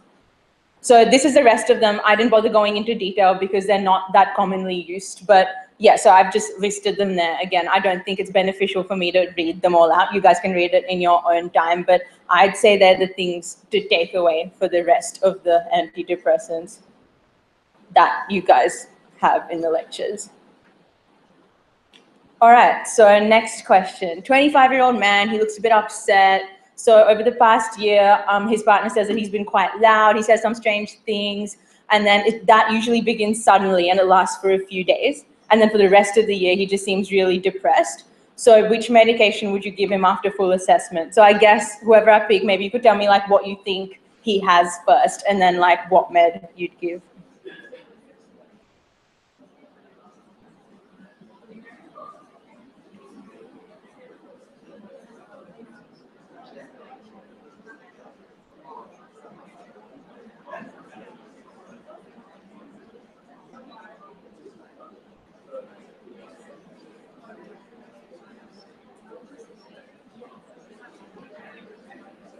All right, does anyone want to volunteer? I feel really bad picking on people.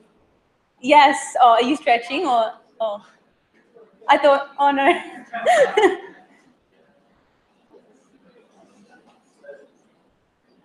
Okay, does anyone want to suggest what they think he might have? Yeah.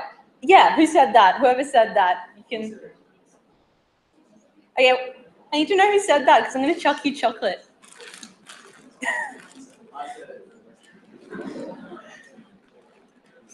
All right, I guess I'll just. Do you say it? Oh, no. I'm sorry. Okay, yes, so you're absolutely right. It is lithium, so bipolar disorder, as you guys all correctly said. So with bipolar disorder, I think things to take away, you don't need to actually know that much. I kind of managed to put it all on one slide. That diagram actually does a pretty good job. That was off your slides. Lithium is mainstay, really. No one really knows how it works. The side effects to remember are the ones I've listed there, but most importantly, probably your diabetes insipidus is the one that comes up quite a bit. You can also use valproate or carbamazepine, which we'll go into a bit when we talk about anti-epileptics. You mainly use them in the manic phase only, and you can also use them if the patients are refractory to lithium or they can't tolerate it. And you can sometimes combine it with lithium as well for patients that cycle really quickly. Because like I was saying before, with bipolar, generally patients are in the depressive phase for quite a bit, and then they have a little manic episode and go back into the depressive phase. But some people cycle quickly, and for them it's important to keep that in mind. But that's pretty much all you need to know about bipolar. That's just splitting the symptoms up into different categories based on like what sort of symptoms they are. But I honestly thought that diagram was actually better in terms of remembering and understanding what's going on. So next question, 65-year-old guy, 2-month history of tremor in his right hand, which improves on movement. He shuffles into your room, takes small steps, freezes mid-walk. Which of the following other symptoms is he also not likely to have, sorry?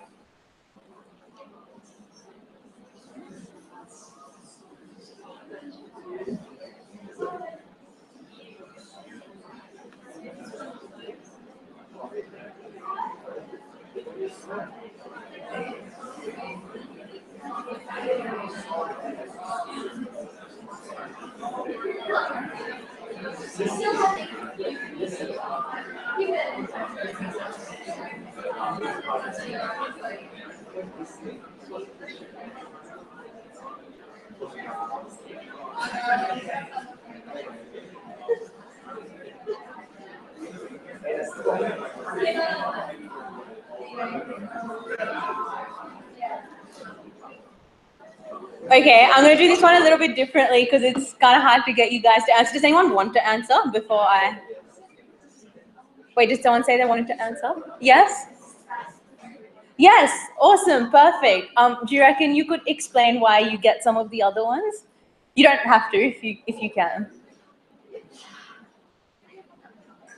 No, that's okay. We'll go through it, but well done. All right, so essentially, with extrapyramidal disorders like Parkinson's, what you see is rigidity, but not spasticity, right? So what that means is, so how, do any of you guys know how you sort of differentiate rigidity from spasticity?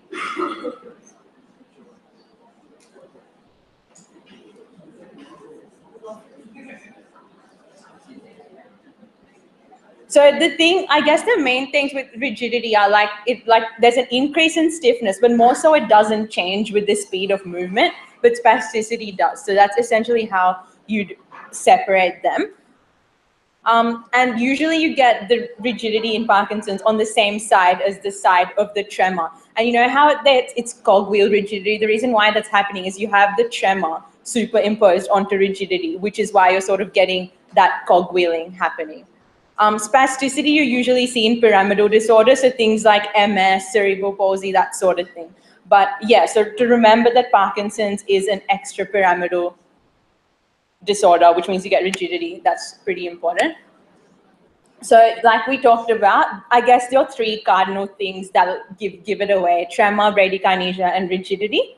So a few things: the severity of the motor symptoms that the patient has is actually an independent predictor of their mortality. So that's really important. Tremor, like we talked about, it's at rest and it can be eliminated by action and gravity. And in a lot of patients, it goes unnoticed for quite a while because it's intermittent. They don't have it all the time.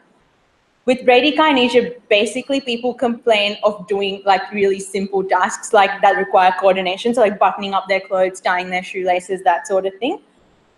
And you also get a change in like postural reflexes. You get a bit of postural instability and autonomic sort of dysfunction, but that's usually quite later on in the course of the disease, which is why I won't go back to the question, but there's a few autonomic symptoms in the question. So you would get all of them eventually, but maybe not at the start. But the way I remembered Parkinson's was basically everything just slows down, essentially. There are a few other I won't read them all out, but a few other clinical manifestations you can get. Autonomic dysfunction, like I said, is probably important to remember. And eventually you can get like a Parkinsonian dementia as well, so that's important to remember. So, sorry, this is a bit of a mean question, but see how you go. So basically you're trying to remember a bit about how or why Parkinson's happens. So which of those statements is true about like the pathophys of Parkinson's?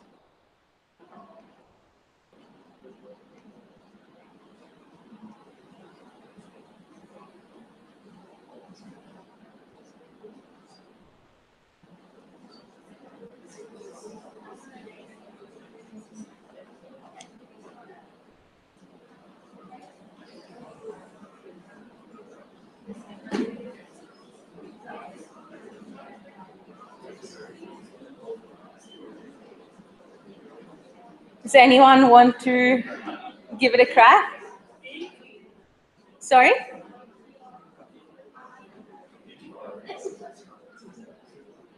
Someone said something, was that, which one did you guys say? E, I heard E, yeah, E is right. So essentially, we'll go through the pathophys of it in detail, but essentially the dopaminergic system is actually underactive. That's the problem. Because of that, because of the relationship between the dopaminergic and the cholinergic system, basically the cholinergic system does the opposite, so it becomes overactive. So those two are just swapped around. We know with Parkinson's, the reason why you have less dopamine is because there's less dopaminergic neurons in the substantia nigra. And we also know that the motor cortex is involved as like the initial or final step of the whole pathway in terms of initiating movement. We'll go through the different nuclei and what they do, but yes, the globus pallidus internus is an inhibitory nucleus.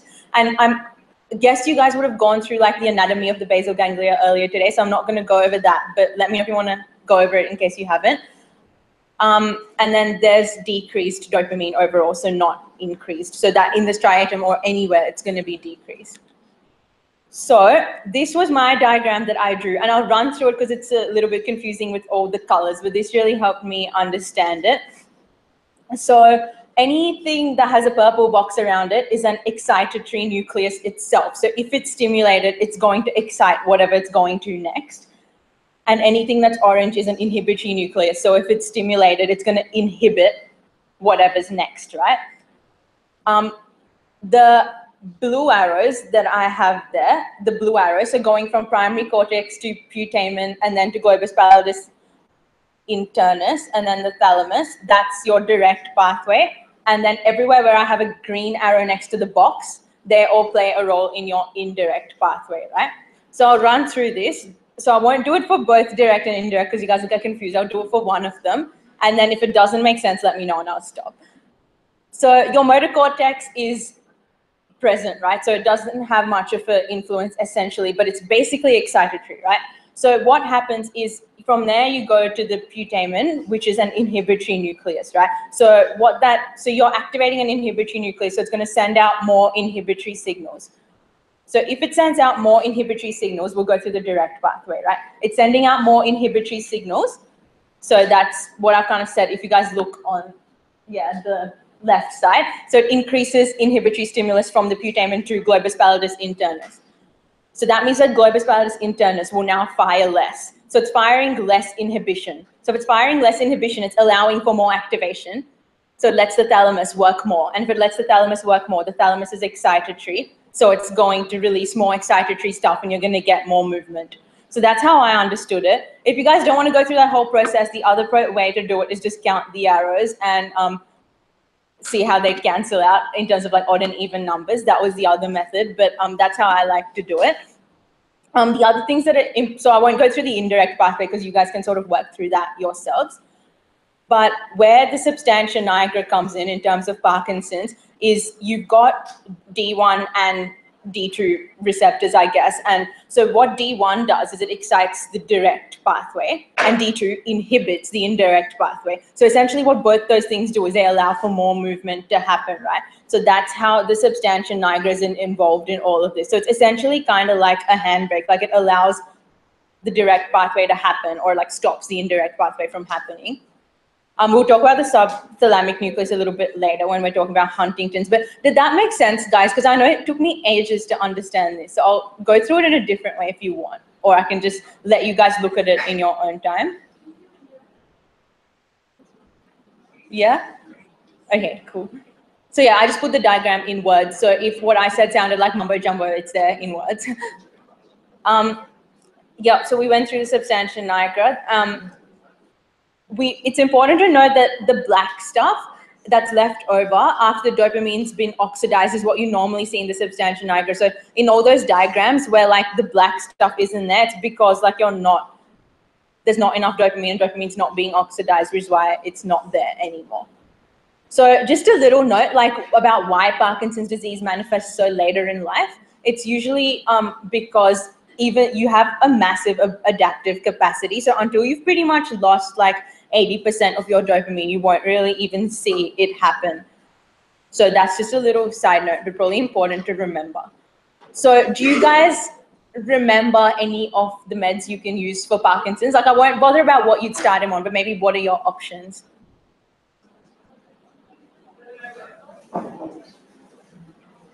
You can just yell out any you remember. Yep. Yep. Yep, so we've got levodopa, carbidopa.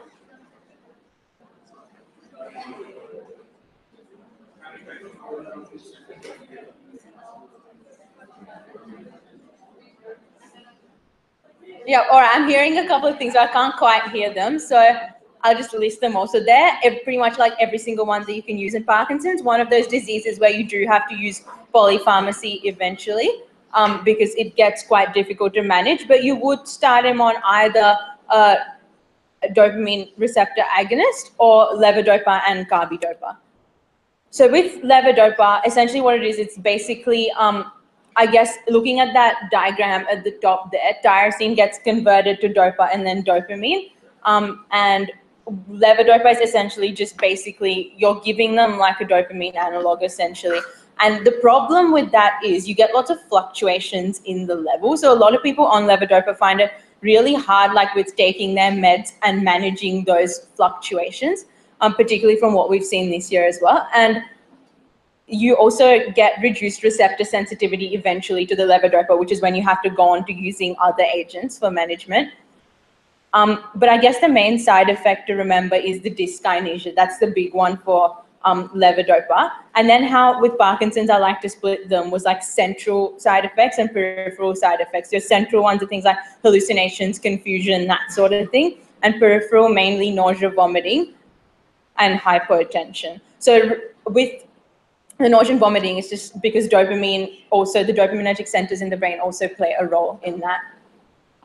So with the carbidopa, that's a peripheral dopa decarboxylase inhibitor. So essentially what it does is it just prevents the levodopa from being broken down in the periphery so it can actually get to the brain, like enough of it can get to the brain. So it's really important to administer both of those together. These ones not so important, but the main thing about them is that they're less likely to result in dyskinesia. So if someone's really worried about that, this would be a medication that you're thinking about. The major side effect with these are vomiting, and you can use domperidone to help with that. But essentially not commonly used, but less fluctuations and less likely to result in dyskinesia. And it's an injection as well, so people don't really like it, so just things to keep in mind. So this is a really random question, but like because these side effects are quite, I guess, substantial, it's important to know. Does anyone know which of these two are side effects of bromocriptine?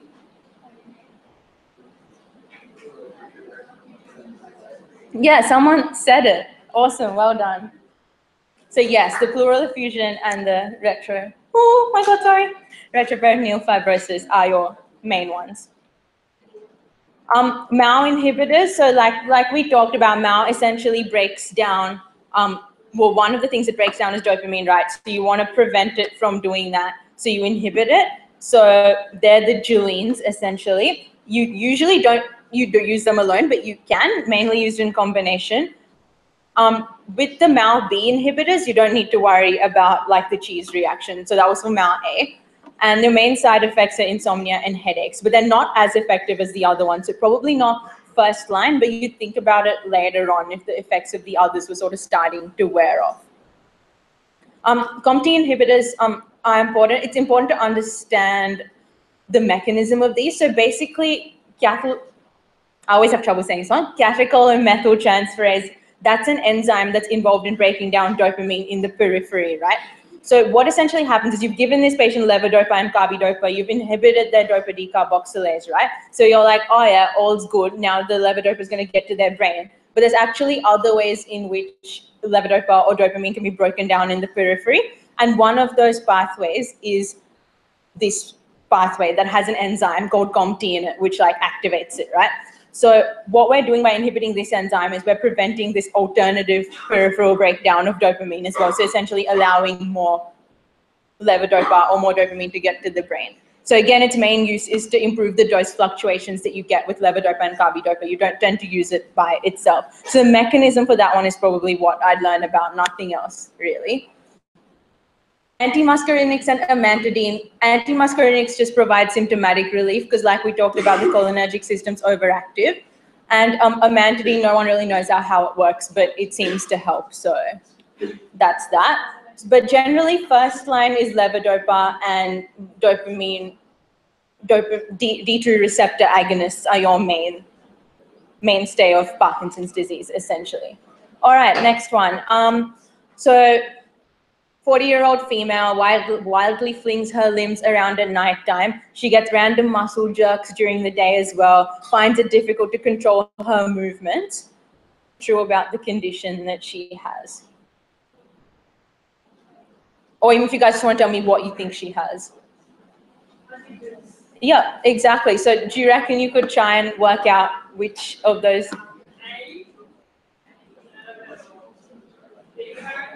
Sorry? So one of them's right. So with Huntington's, even though it kind of seems like it's the opposite to Parkinson's, the dopaminergic system's not so much involved in it.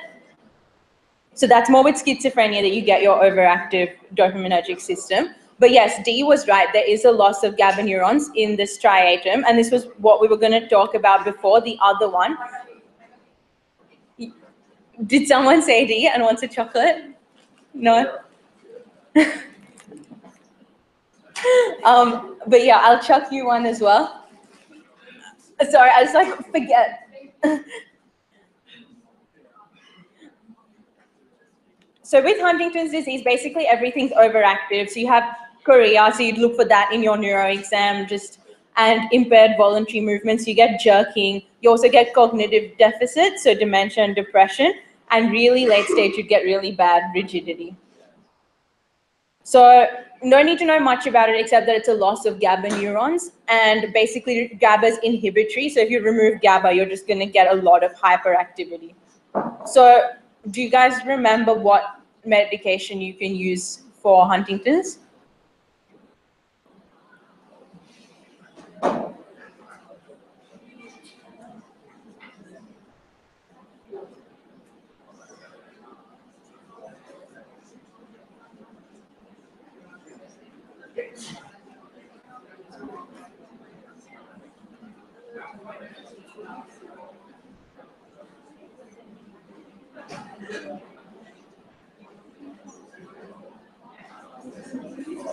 So anyone want to give it a crack? Yeah, exactly. So it is. And it's a GABA agonist, which makes sense because the problem is you don't have enough GABA.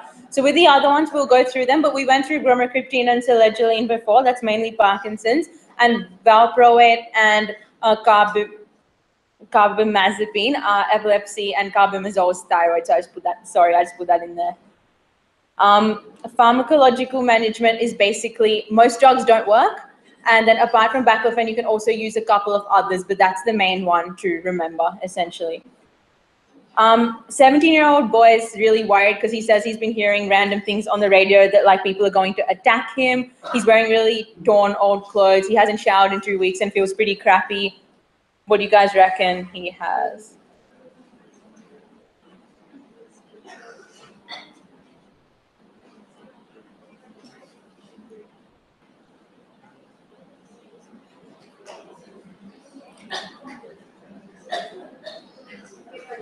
Yeah, perfect. I don't know who said that. Okay. Oh, sorry. Yeah, so it is schizophrenia. So essentially with schizophrenia, it's basically a long-term mental disorder, and you get lots of different sorts of symptoms, which we'll go through.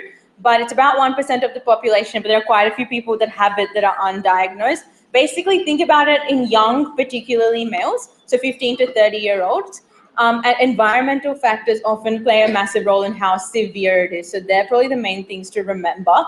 So yeah, you've got positive symptoms, negative symptoms, and cognitive symptoms.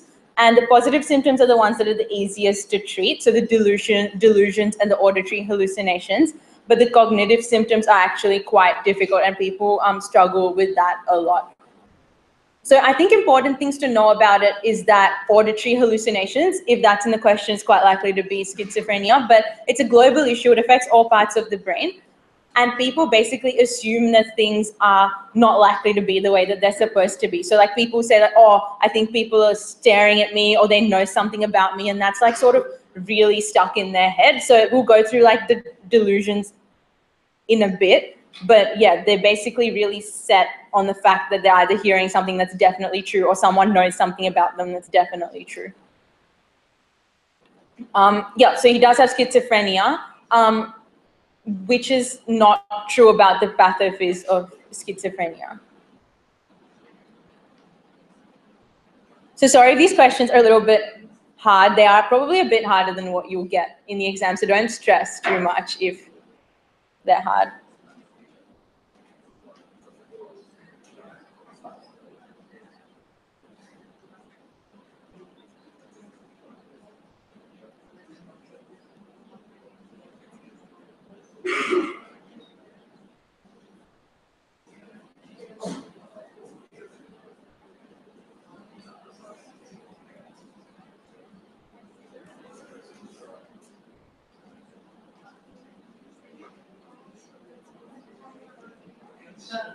All right, does someone want to try just for the sake of time?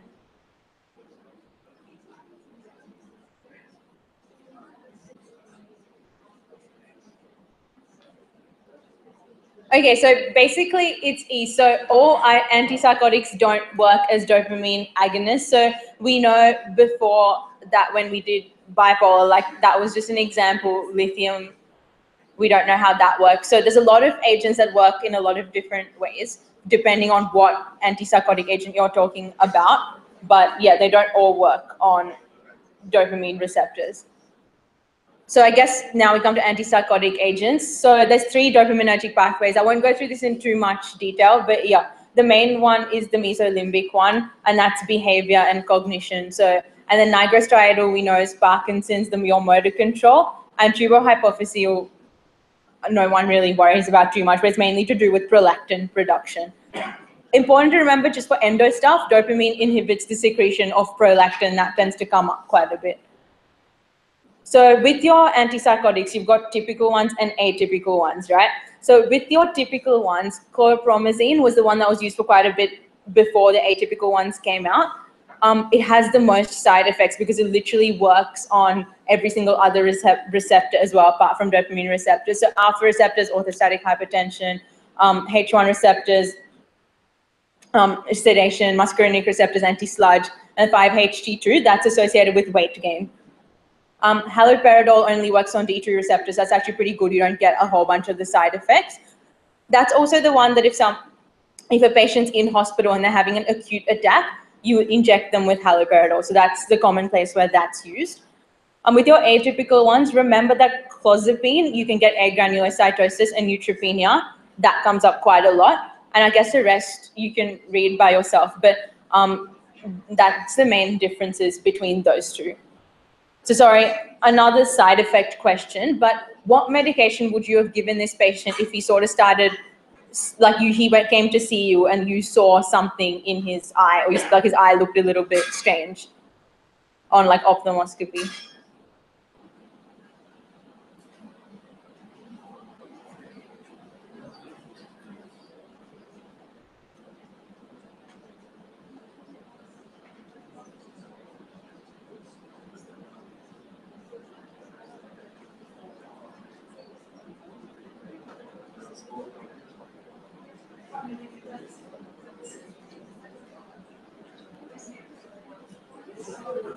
Does anyone know? It's okay.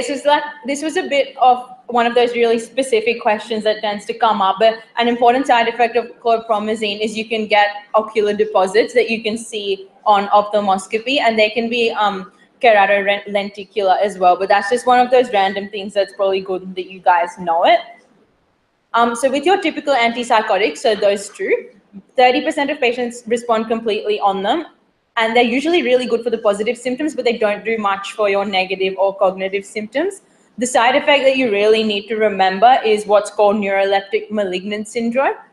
So basically you get fever, your muscles get really rigid, autonomic systems messed up, you get obstructive jaundice, rashes, photosensitivity, and then the ocular deposits like we talked about. But if there's, if you're given a patient that presents with something like that, think that he might have had a classic, like a typical antipsychotic, mostly chlorpromazine's the one. And then with atypical antipsychotics, the mechanism of action was a little bit confusing, but I thought that these diagrams really help. So essentially, what serotonin inhibits dopamine in your prefrontal cortex, right? So if you block those serotonin receptors, that increases the activity at the D1 receptors, right? So the aim essentially is to target those receptors, but selectively in the prefrontal cortex, because you only want more dopamine in that area. So the atypical antipsychotics essentially block those serotonergic receptors, so the dopaminergic receptors can be more effective, essentially. So that's just a little table with what receptors each of the antipsychotics block, because with that, it's easier to remember the side effects rather than just trying to remember like a whole list. So I won't go through this in too much detail, but basically the side effects are to do with all the three pathways of the system that we talked about before. So the nigrostriatal pathway, so it's important to remember that with some of these agents, if you use too much of them, you can end up with like a drug-induced Parkinson's, essentially. And then with the other system, you can get gynecomastia, amenorrhea, that sort of thing. So yeah, they're the side effects again. So 20-year-old female has a fall. Her mom says she fell to the ground, started jerking, smacking her lips, lasted for about 5 minutes. She seemed a bit hazy and confused after. What does she have? Yeah, perfect. And so epilepsy, really quickly, basically it's abnormal or excessive neuronal excitation in the brain. And how you diagnose it is you have 2 or more recurrent unprovoked seizures. And there's a couple of diagnostic tests you can do, but essentially you need to have more than 1 seizure before you can say someone has epilepsy. Drugs are mostly effective, except in 20% of patients they're refractory, but there's always options. These are the different types of seizures. I'm not going to read it all out, but basically what I've put there in terms of the characteristics, that's essentially like buzzwords you need to know for each of the types of seizure, like when they come up in questions. But just remembering that your tonic-clonic seizure is the one where you lose consciousness, but myoclonic is where you're awake. And that's the main difference between those two. But yeah, I won't read it all out. Seizures can be idiopathic, cryptogenic, so no one knows what's causing them, but there is some sort of pathology. or they can be due to some sort of traumatic event or increased intracranial pressure, but they're provoked seizures. So it needs to be unprovoked for it to be classified as epilepsy. So it's an actual problem with neuronal excitation rather than, you know, a tumor compressing something or trauma to the head.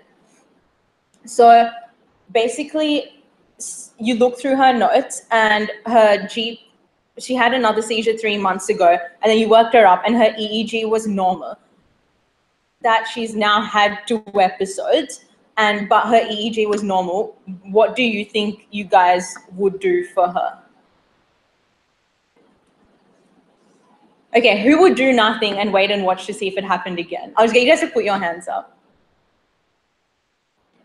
Okay, who would give her carbamazepine? Okay, who'd give her valproate? Yep. Who'd give her clonazepam? Okay, lamotrigine or benzo? Okay, cool. So for the people that said valproate, why would you say valproate? Yeah, so it's the first line for not all of them, but definitely for tonic-clonic seizures, which is what she's getting. Valproate is first line. Given that she does satisfy the criteria for epilepsy, you probably would do something. Carbamazepine's first line in partial seizures. Clonazepam is second line for absent seizures. And yeah, you guys can read the rest. But benzos are important for status epilepticus. That's worth remembering. Sorry, I'll chuck you a chocolate. Oh, okay.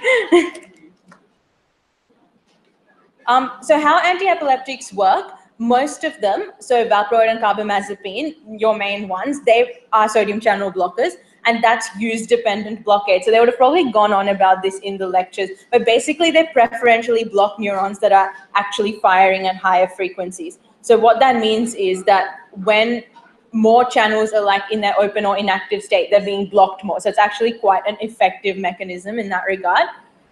Ethosuximide is important to remember because it's specific in that you use it for absent seizures and it's a T-type calcium channel blocker. So just remember it's used for absent seizures. That's probably all you need to know. With HVA channel blockers, they prevent calcium entry into the neuron and transmitter release, and they're second line for partial seizures. But for that, just remember that gabapentin, that's its mechanism, essentially. There's GABA agonists that you can use as well. And yeah, so it's just important to know that you can use that because GABA is inhibitory and you're getting overexcitation of neurons. So I won't go through all these diagrams, but there's a lot of different ways in which you can activate GABA receptors. So pregabalin, as you can see, has a site that binds to it. There's a benzo site, a barbiturate site. So there's lots of different ways in which you can activate GABA receptors, and you can valproate as a sodium channel blocker, or it also blocks GABA transaminase. So with the mechanism of action of these, a lot of them, it's unsure or they have multiple mechanisms, so don't get too worried about that. I think important thing to remember is in pregnancy, it's really important to think about, so generally the rule is not to give them. Obviously in patients with epilepsy, that's sort of tailored a little bit, and like there's agents that can do that, but the general rule is don't give them in pregnancy. Again, I put the drugs and their side effects and like important things to know about them. But remember that with valproate, you can get fetal abnormalities. That's an important one. And with carbamazepine, bone marrow suppression's depression's your important one. And lamotrigine, Stevens-Johnson syndrome, they're probably the main ones that you need to know. And phenytoin's not really used anymore, so don't worry about it, but it has some pretty bad side effects. All right, so this is the last of the neuropharm stuff, and we'll quickly run through the psych stuff. That doesn't go for as long, but you write up a quadrant pain that's really bad. You see gallstones on ultrasound, so you take him in for an operation, and then he requires anesthesia before the operation. So which of the following is true about anesthetic agents?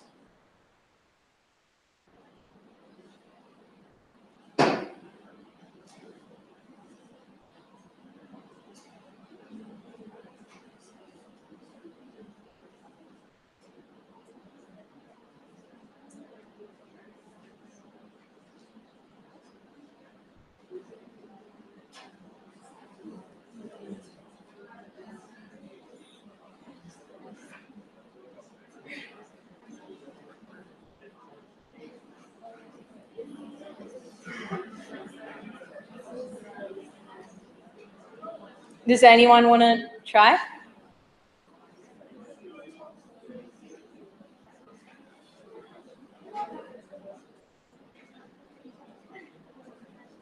Shiva, do you want to try? Sorry? Yeah, it is E. So you can use propofol for rapid induction. So I swapped A and B around. So general anesthetics are potassium channel inhibitors, and local anesthetics, are sodium channel inhibitors. We'll go through what minimum alveolar concentration is, but nitrous oxide actually has the highest MAC, and ketamine inactivates NMDA receptors, doesn't activate them. And lorazepam, because it ends in pam, like diazepam, midazolam, all those, it can be used as an anxiolytic as well. So they're all the ones that you need to know a little bit about. So the difference between a sedative and a hypnotic is a sedative is basically a calming agent, so you can use it as an anxiolytic, but a hypnotic causes drowsiness, so it's to do more with onset and maintenance of sleep. Lots of people use them, so they're really important to know about. So basically, okay, so this is a 35-year-old woman. She seems really caught up on things like how her highlighters are arranged, how many times a day she needs to do her washing, and she arranges her cupboards every day. And then when you mention this to her and ask her whether it's bothering her, she says it's actually really frustrating and it impedes her productivity in the day. So what do you think she has, and what med would you give her for it?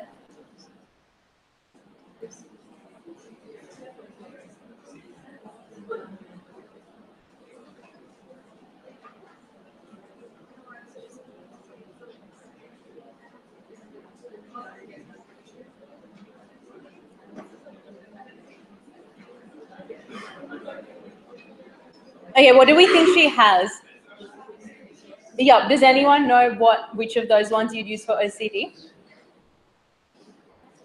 Yeah, SSRI, perfect. So with these ones, I know it's really annoying to remember them, but like they do ask questions about them. So again, I'm not going to read it all out, but I've just got like a few buzzwords and which meds you'd use for each of these like phobias or like disorders essentially. Like there's no good way or like no tricks to remembering them or anything, but I reckon probably worth knowing because they do come up. But yeah, knowing the difference between them is probably more important. So things like agoraphobia is where you're actually anxious of like public places or new places, but social phobia is where you're more like anxious about the social situation or the people in it. So those sort of tiny differences between them are worth knowing about. The other thing worth knowing about is how you diagnose generalized anxiety disorder. So they need to have excessive anxiety on most days of the week for more than 6 months, and they need to have some sort of motor symptom as well. So that could be, you know, like excessive, like psychomotor agitation or autonomic hyperactivity, that sort of thing. So yeah, with anxiety, we know that the amygdala is where our fear response comes from, and overall there's a GABA hypofunction, which is why you sort of get the tremors, you get shaky, you get sweaty, that sort of thing. Like we said before, it's more common in people with depression or other psychotic illnesses, and the mainstay for anxiety is benzos. So how they work is they enhance the action of GABA. So if you have GABA hypofunction, that makes sense. SSRIs are also good for anxiety, but initially, remember how we said really acutely you can sort of exacerbate panic attacks and anxiety-related symptoms. So you have to watch them really carefully. But essentially what happens is people sort of get started on benzos and then continue on SSRIs because it's not good to use benzodiazepines for more than 4 months. But yeah, that's again another diagram of the GABA receptor and the things that can bind to it. So in which of those following indications would you not use a benzodiazepine?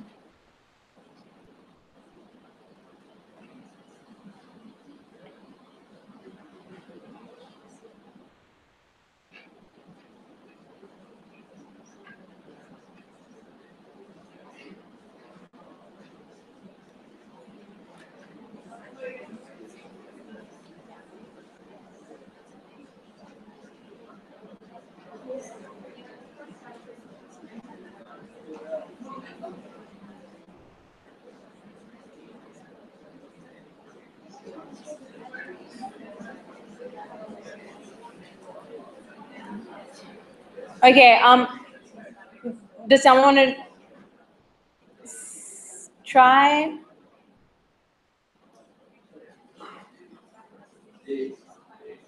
Sorry? E? Yeah, exactly. So they do actually worsen your coordination. So with obviously they're used in anxiety, that's mainstay. They do reduce aggression as well because again, we talk about the amygdala and GABA hypofunction. They act as a sedative and are involved in sleep as well. And with epilepsy, you use them for status epilepticus. So the problem is that they do reduce your muscle tone and your coordination because again, they increase the level of GABA, which is inhibitory. So they're your different types of benzos. I won't read through it. That was straight off your slides as well, but I thought it was a really good way of breaking them down. Diazepam is the main one that you use for anxiety because it's long-acting. Which of the following is not a side effect of benzos?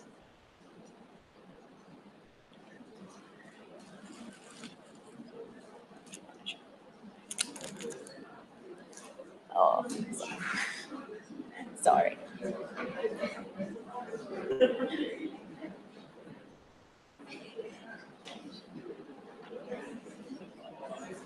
Okay, who thinks drowsiness is not a side effect of benzos? Confusion? Ataxia? Okay. Retrograde amnesia? Yep. Tolerance? And dependence. Good. Okay, so it is retrograde amnesia because you actually get an anterograde amnesia. Sorry, I know that was really mean, but essentially the problem is that you can't create new memories rather than you can't remember what's already happened. But with benzos, you do get ataxia, and because essentially they're a depressant of your CNS, so all your CNS function kind of declines a little bit, so you do get ataxia as well. With general anesthetics, it's kind of a spectrum because you can use them for a lot of things, not just anesthesia. So that's just a bit of a diagram explaining how they work as a sedative, and then as you go along the pathway, how you can use it as an anesthetic, and then how you can essentially, it results in significant cardiorespiratory depression and even death. So dosing is really important. I'm not going to read through this, but these are the different agents you can use for induction anesthesia. I think, yeah, what I've put in bold is probably what's really worth remembering. But also for ketamine, the main place that you use it is to change wound dressings or burns dressings. That tends to come up a lot. But propofol is really mainstay for induction and maintenance of anesthesia. Yeah, so general anesthetics. Which of the following is false about how they work?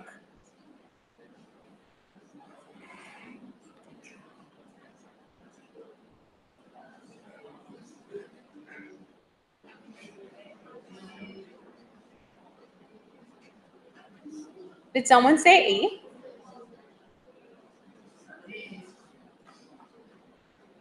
D? All right, I'm not sure who's saying it, but they aren't muscle, so which is false. They are not muscle relaxants, so they are muscle relaxants. But all those others are true. Most general anesthetics are gases or liquids. They're quite lipid soluble, and we'll get to talking about the MAC soon.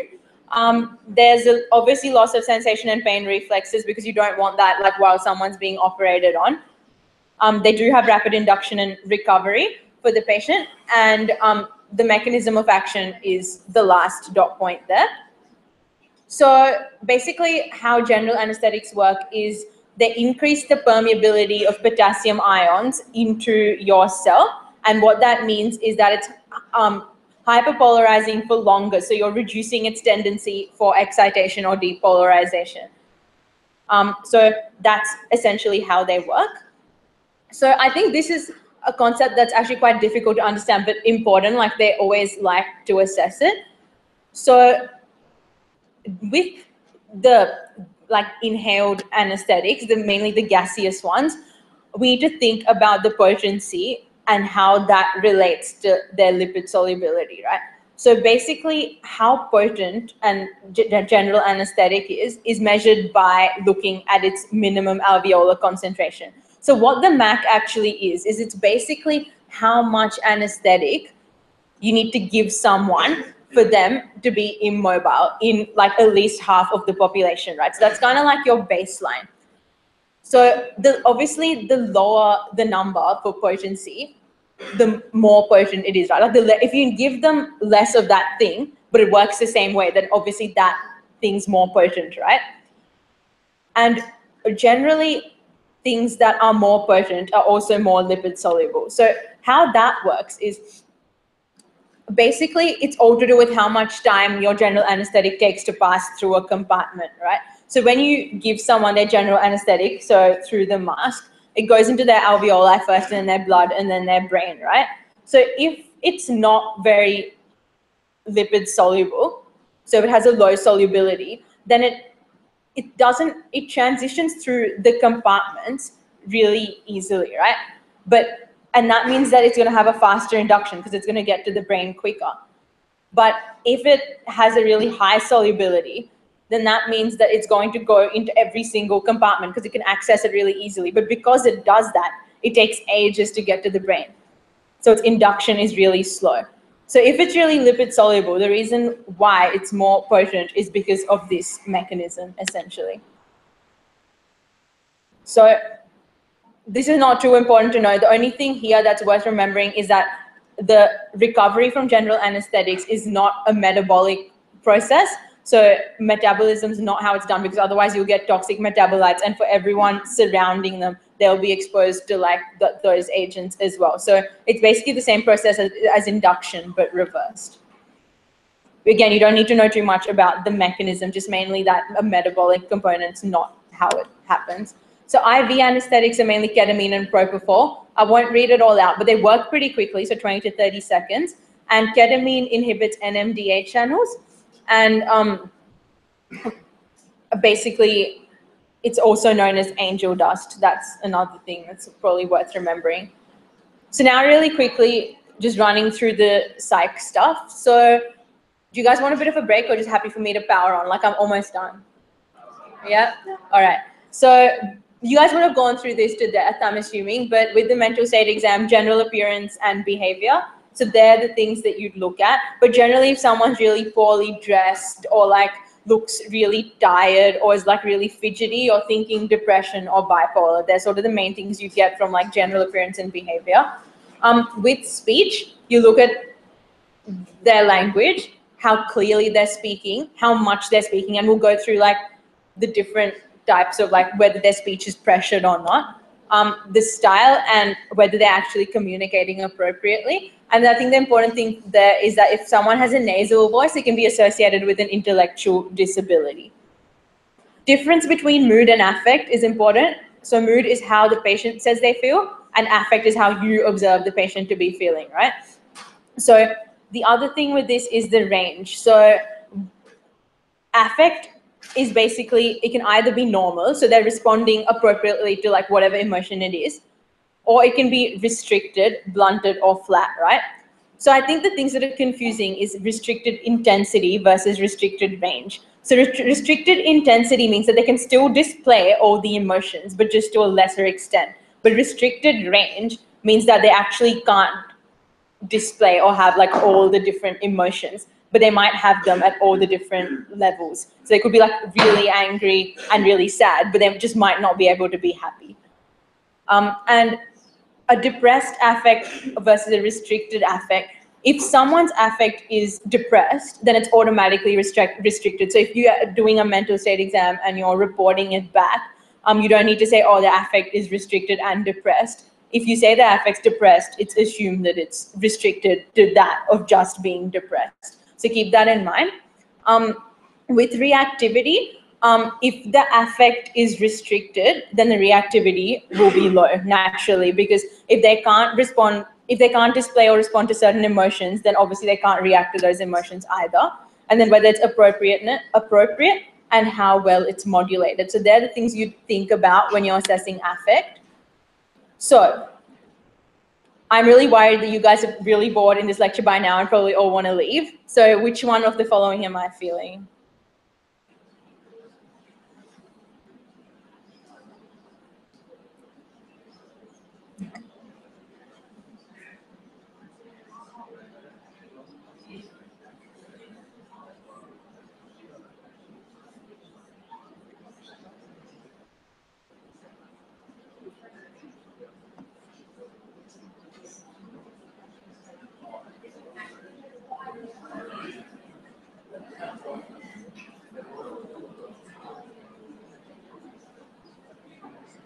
Does anyone want to try?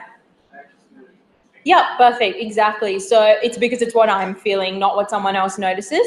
And then I'm so worried that you guys are all falling asleep by now, so I've been tapping my foot. Well, I actually have been tapping my foot this whole time.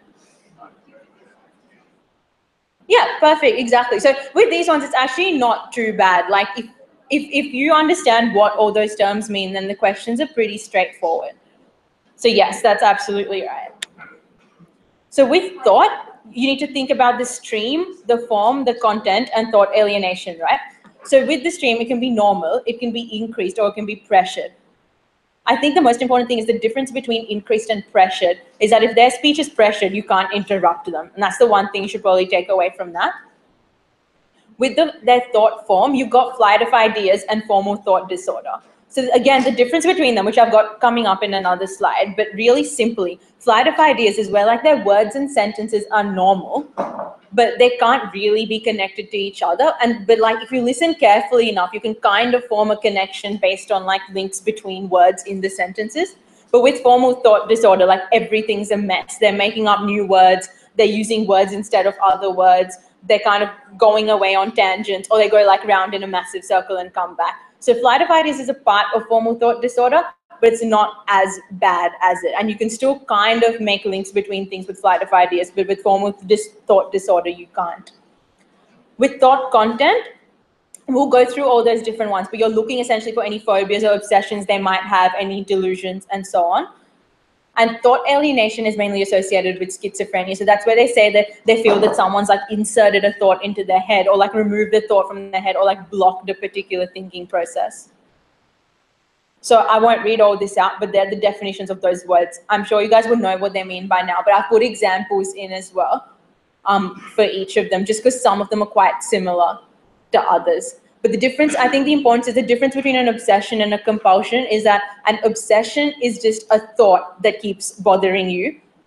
But a compulsion is where you actually perform an action in response to it in order to temporarily reduce your anxiety to do with that thought. So I guess with an obsession, say for example, you're like worried that like something's contaminated and you touched it and that thought's just on your mind. A compulsion would then be to like wash your hands 10 times until like just to make you feel a little bit better that, oh, it might be gone now.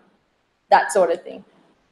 So this was of your slides again, but delusions versus overvalued ideas are important because overvalued ideas can happen in normal people as well. So with a delusion, I guess the main thing is that it's a thought that you hold with so much conviction that no matter how much someone tries to reason with you, they won't be able to change your mind. So it's really fixed and you're never open to anyone else's views. You're set on that, even though it's really illogical, probably never possible and probably never going to happen, or even definitely never going to happen. You can't really understand where that person is coming from if they're deluded, but with an overvalued idea from their background and things, you can pick out why they might sort of be really strongly believing in that idea.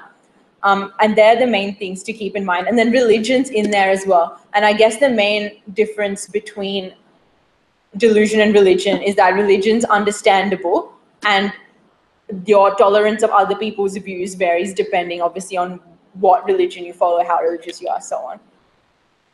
So the differences between hallucinations, illusions, and misidentifications, because they always come up in questions. So that's just a little bit of, so that's again the table from your slides with just a bit of a note from me at the bottom. So a hallucination is basically where there's no actual object, but the person's like, I see something. An illusion is where there's something there, like a shadow, that the person thinks is a particular thing, but it's actually something else, or it's actually just a shadow, not an object. But misidentification is that where there's definitely an object there, but the person thinks it's a completely different object, and you usually see that in dementia. So they're the three like sort of perceptions that are important to think about. But with a hallucination, it's in your head. With the other two, it's actually on the outside, and separating them is whether there's actually an object or not, because with an illusion it might just be like a shadow or something, not an actual object. So yeah, that was how you sort of go about that. All right, we'll just go through these. You can just yell it out quickly. So I like cheese. Say cheese, I'm about to take a photo. Photos are the way to the soul. The sole of my shoe really hurts. What's happening here?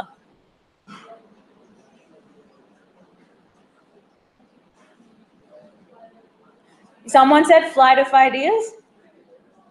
Yeah, so it is. It's flight of ideas. So Steph was swimming in a swimming pool and she noticed a shadow in the distance and she was pretty sure that it was a dolphin.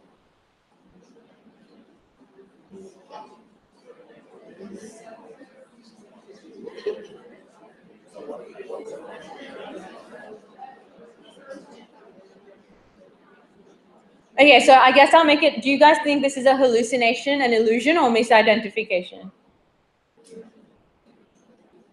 Oh my God. Okay, so that one is an illusion because it's kind of like a shadow, but she thought it was a dolphin. So Lily strongly believes that cheese is unhealthy. When you try and explain it to her that eating it in moderate amounts is okay, she kind of hesitates a bit, but then eventually agrees. So what do you guys think that is?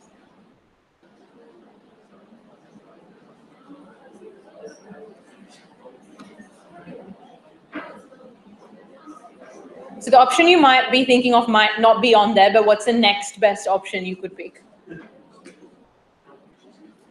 I heard a few normals. Yeah, that's normal. You could argue it's an overvalued idea, but normal for these options here. And then Tom thinks he's the stupidest person in his cohort, even though he's in the top 10%, and no matter what anyone says to him, he won't change his mind.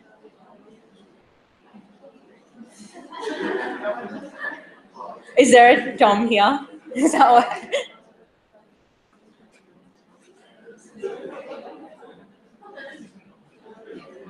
Anyone? Oh, you guys all want to yell it out?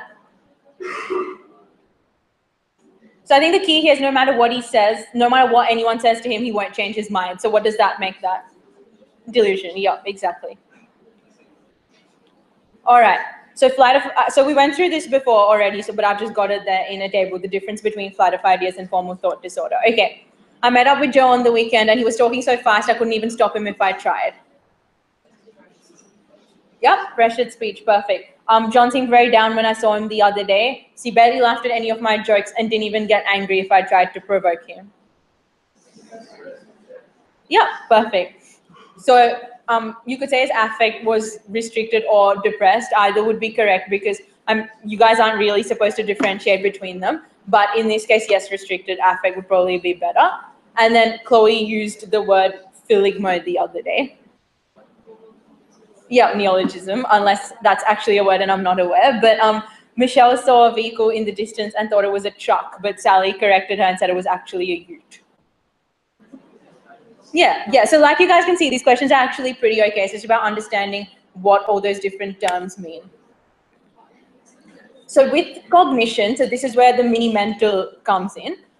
Temporal lobes are basically to do with memory, attention, concentration, that sort of things. Parietal lobes is all your sort of visuospatial tasks. So numbers, recognizing things, knowing where your body is in space, that sort of thing. And your frontal lobe is performing executive function. So abstract sequences, language, that sort of thing. Language is partly temporal lobe as well, but your Broca's area is frontal. So mini-mental, I've kind of summarized it into a table there, including like which area of the brain, which part assesses. So with that, with the 5 points that you get for orientation to time, that's when you ask about day, date, month, year, and season. And then the orientation to place, you ask them their house number, what street they live on, their suburb, their city, and then their state. You guys aren't meant to know this because you'll get, if you have to do it in an OSCE, you'll get like a piece of paper with like the marking guide, and you just have to ask the questions and tick them off. So you're not needed to like memorize this, but just, I think knowing which question is associated with which area of the brain is important, because that's something that could be assessed. With dementia, they have quite a global impairment on their mini-mental. So because there's 2 or more lobes affected, you'll see that in like all the questions, they might be likely to make a mistake. With Alzheimer's, it'll mainly be temporal lobe stuff. So your memory, concentration, attention, that sort of thing. With anxiety, they'll have problems with attention and concentration mostly, and motivation stuff. Schizophrenia is usually frontal lobe, so making decisions, that sort of thing. And stroke will depend on where the lesion is. So again, just think about what the pathology is involving and why their mini-mental looks the way it does. And then going back to the mental state exam, judgment is basically just the ability to make decisions that are appropriate to the context. And insight is whether the patient is aware or not about like anything happening in their life or their state or whatever. Sorry, I didn't finish that sentence. I'll finish that sentence. Upload it. So again, I'm almost done now. So this is just really quickly about consent, because it came up in the lectures that we had. Every human basically has the sound mind and right to determine what will be done to their body. So with consent, you guys know from like all the like ethics law stuff that it needs to be voluntary, informed, and you need to have the capacity to consent. And if someone has some sort of cognitive impairment, it's not necessary nor sufficient. So you can be cognitively intact but still not be able to consent. But you can have some sort of cognitive impairment but still be able to consent. So that's just important to keep in mind, that just because you have a cognitive impairment, it doesn't mean you can't consent. But there are a few groups who might not be able to consent. So minors, adults with mental illness. Again, mental illness is something that you need to assess to see if they have the capacity or not. Dementia, and then obviously if they're unconscious. So with legal competence, so again, this is going a little bit into med law stuff, but the 4 things that you really need to be able to make a decision is to understand what the decision is, and that's mainly involving your temporal lobe. Deliberating, like trying to decide, that's also mainly your temporal lobe. Being able to communicate to someone that that's your decision, which is your frontal and temporal lobes, and then actually being able to make a rational and reasonable decision, which is also your frontal lobe. So anyone that has any kind of disorder or pathology that's associated with any of those parts of the brain may have trouble consenting or having the capacity to do that. But yeah, if someone can't consent, like you guys know, again, you can have a power of attorney, parent, legal guardian, or court. That's it, guys. So thanks so much. Yeah.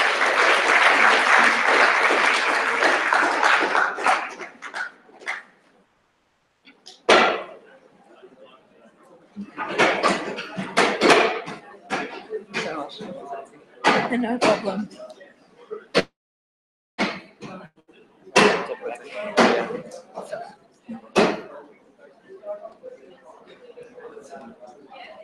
Did the recording work? Yeah, it works.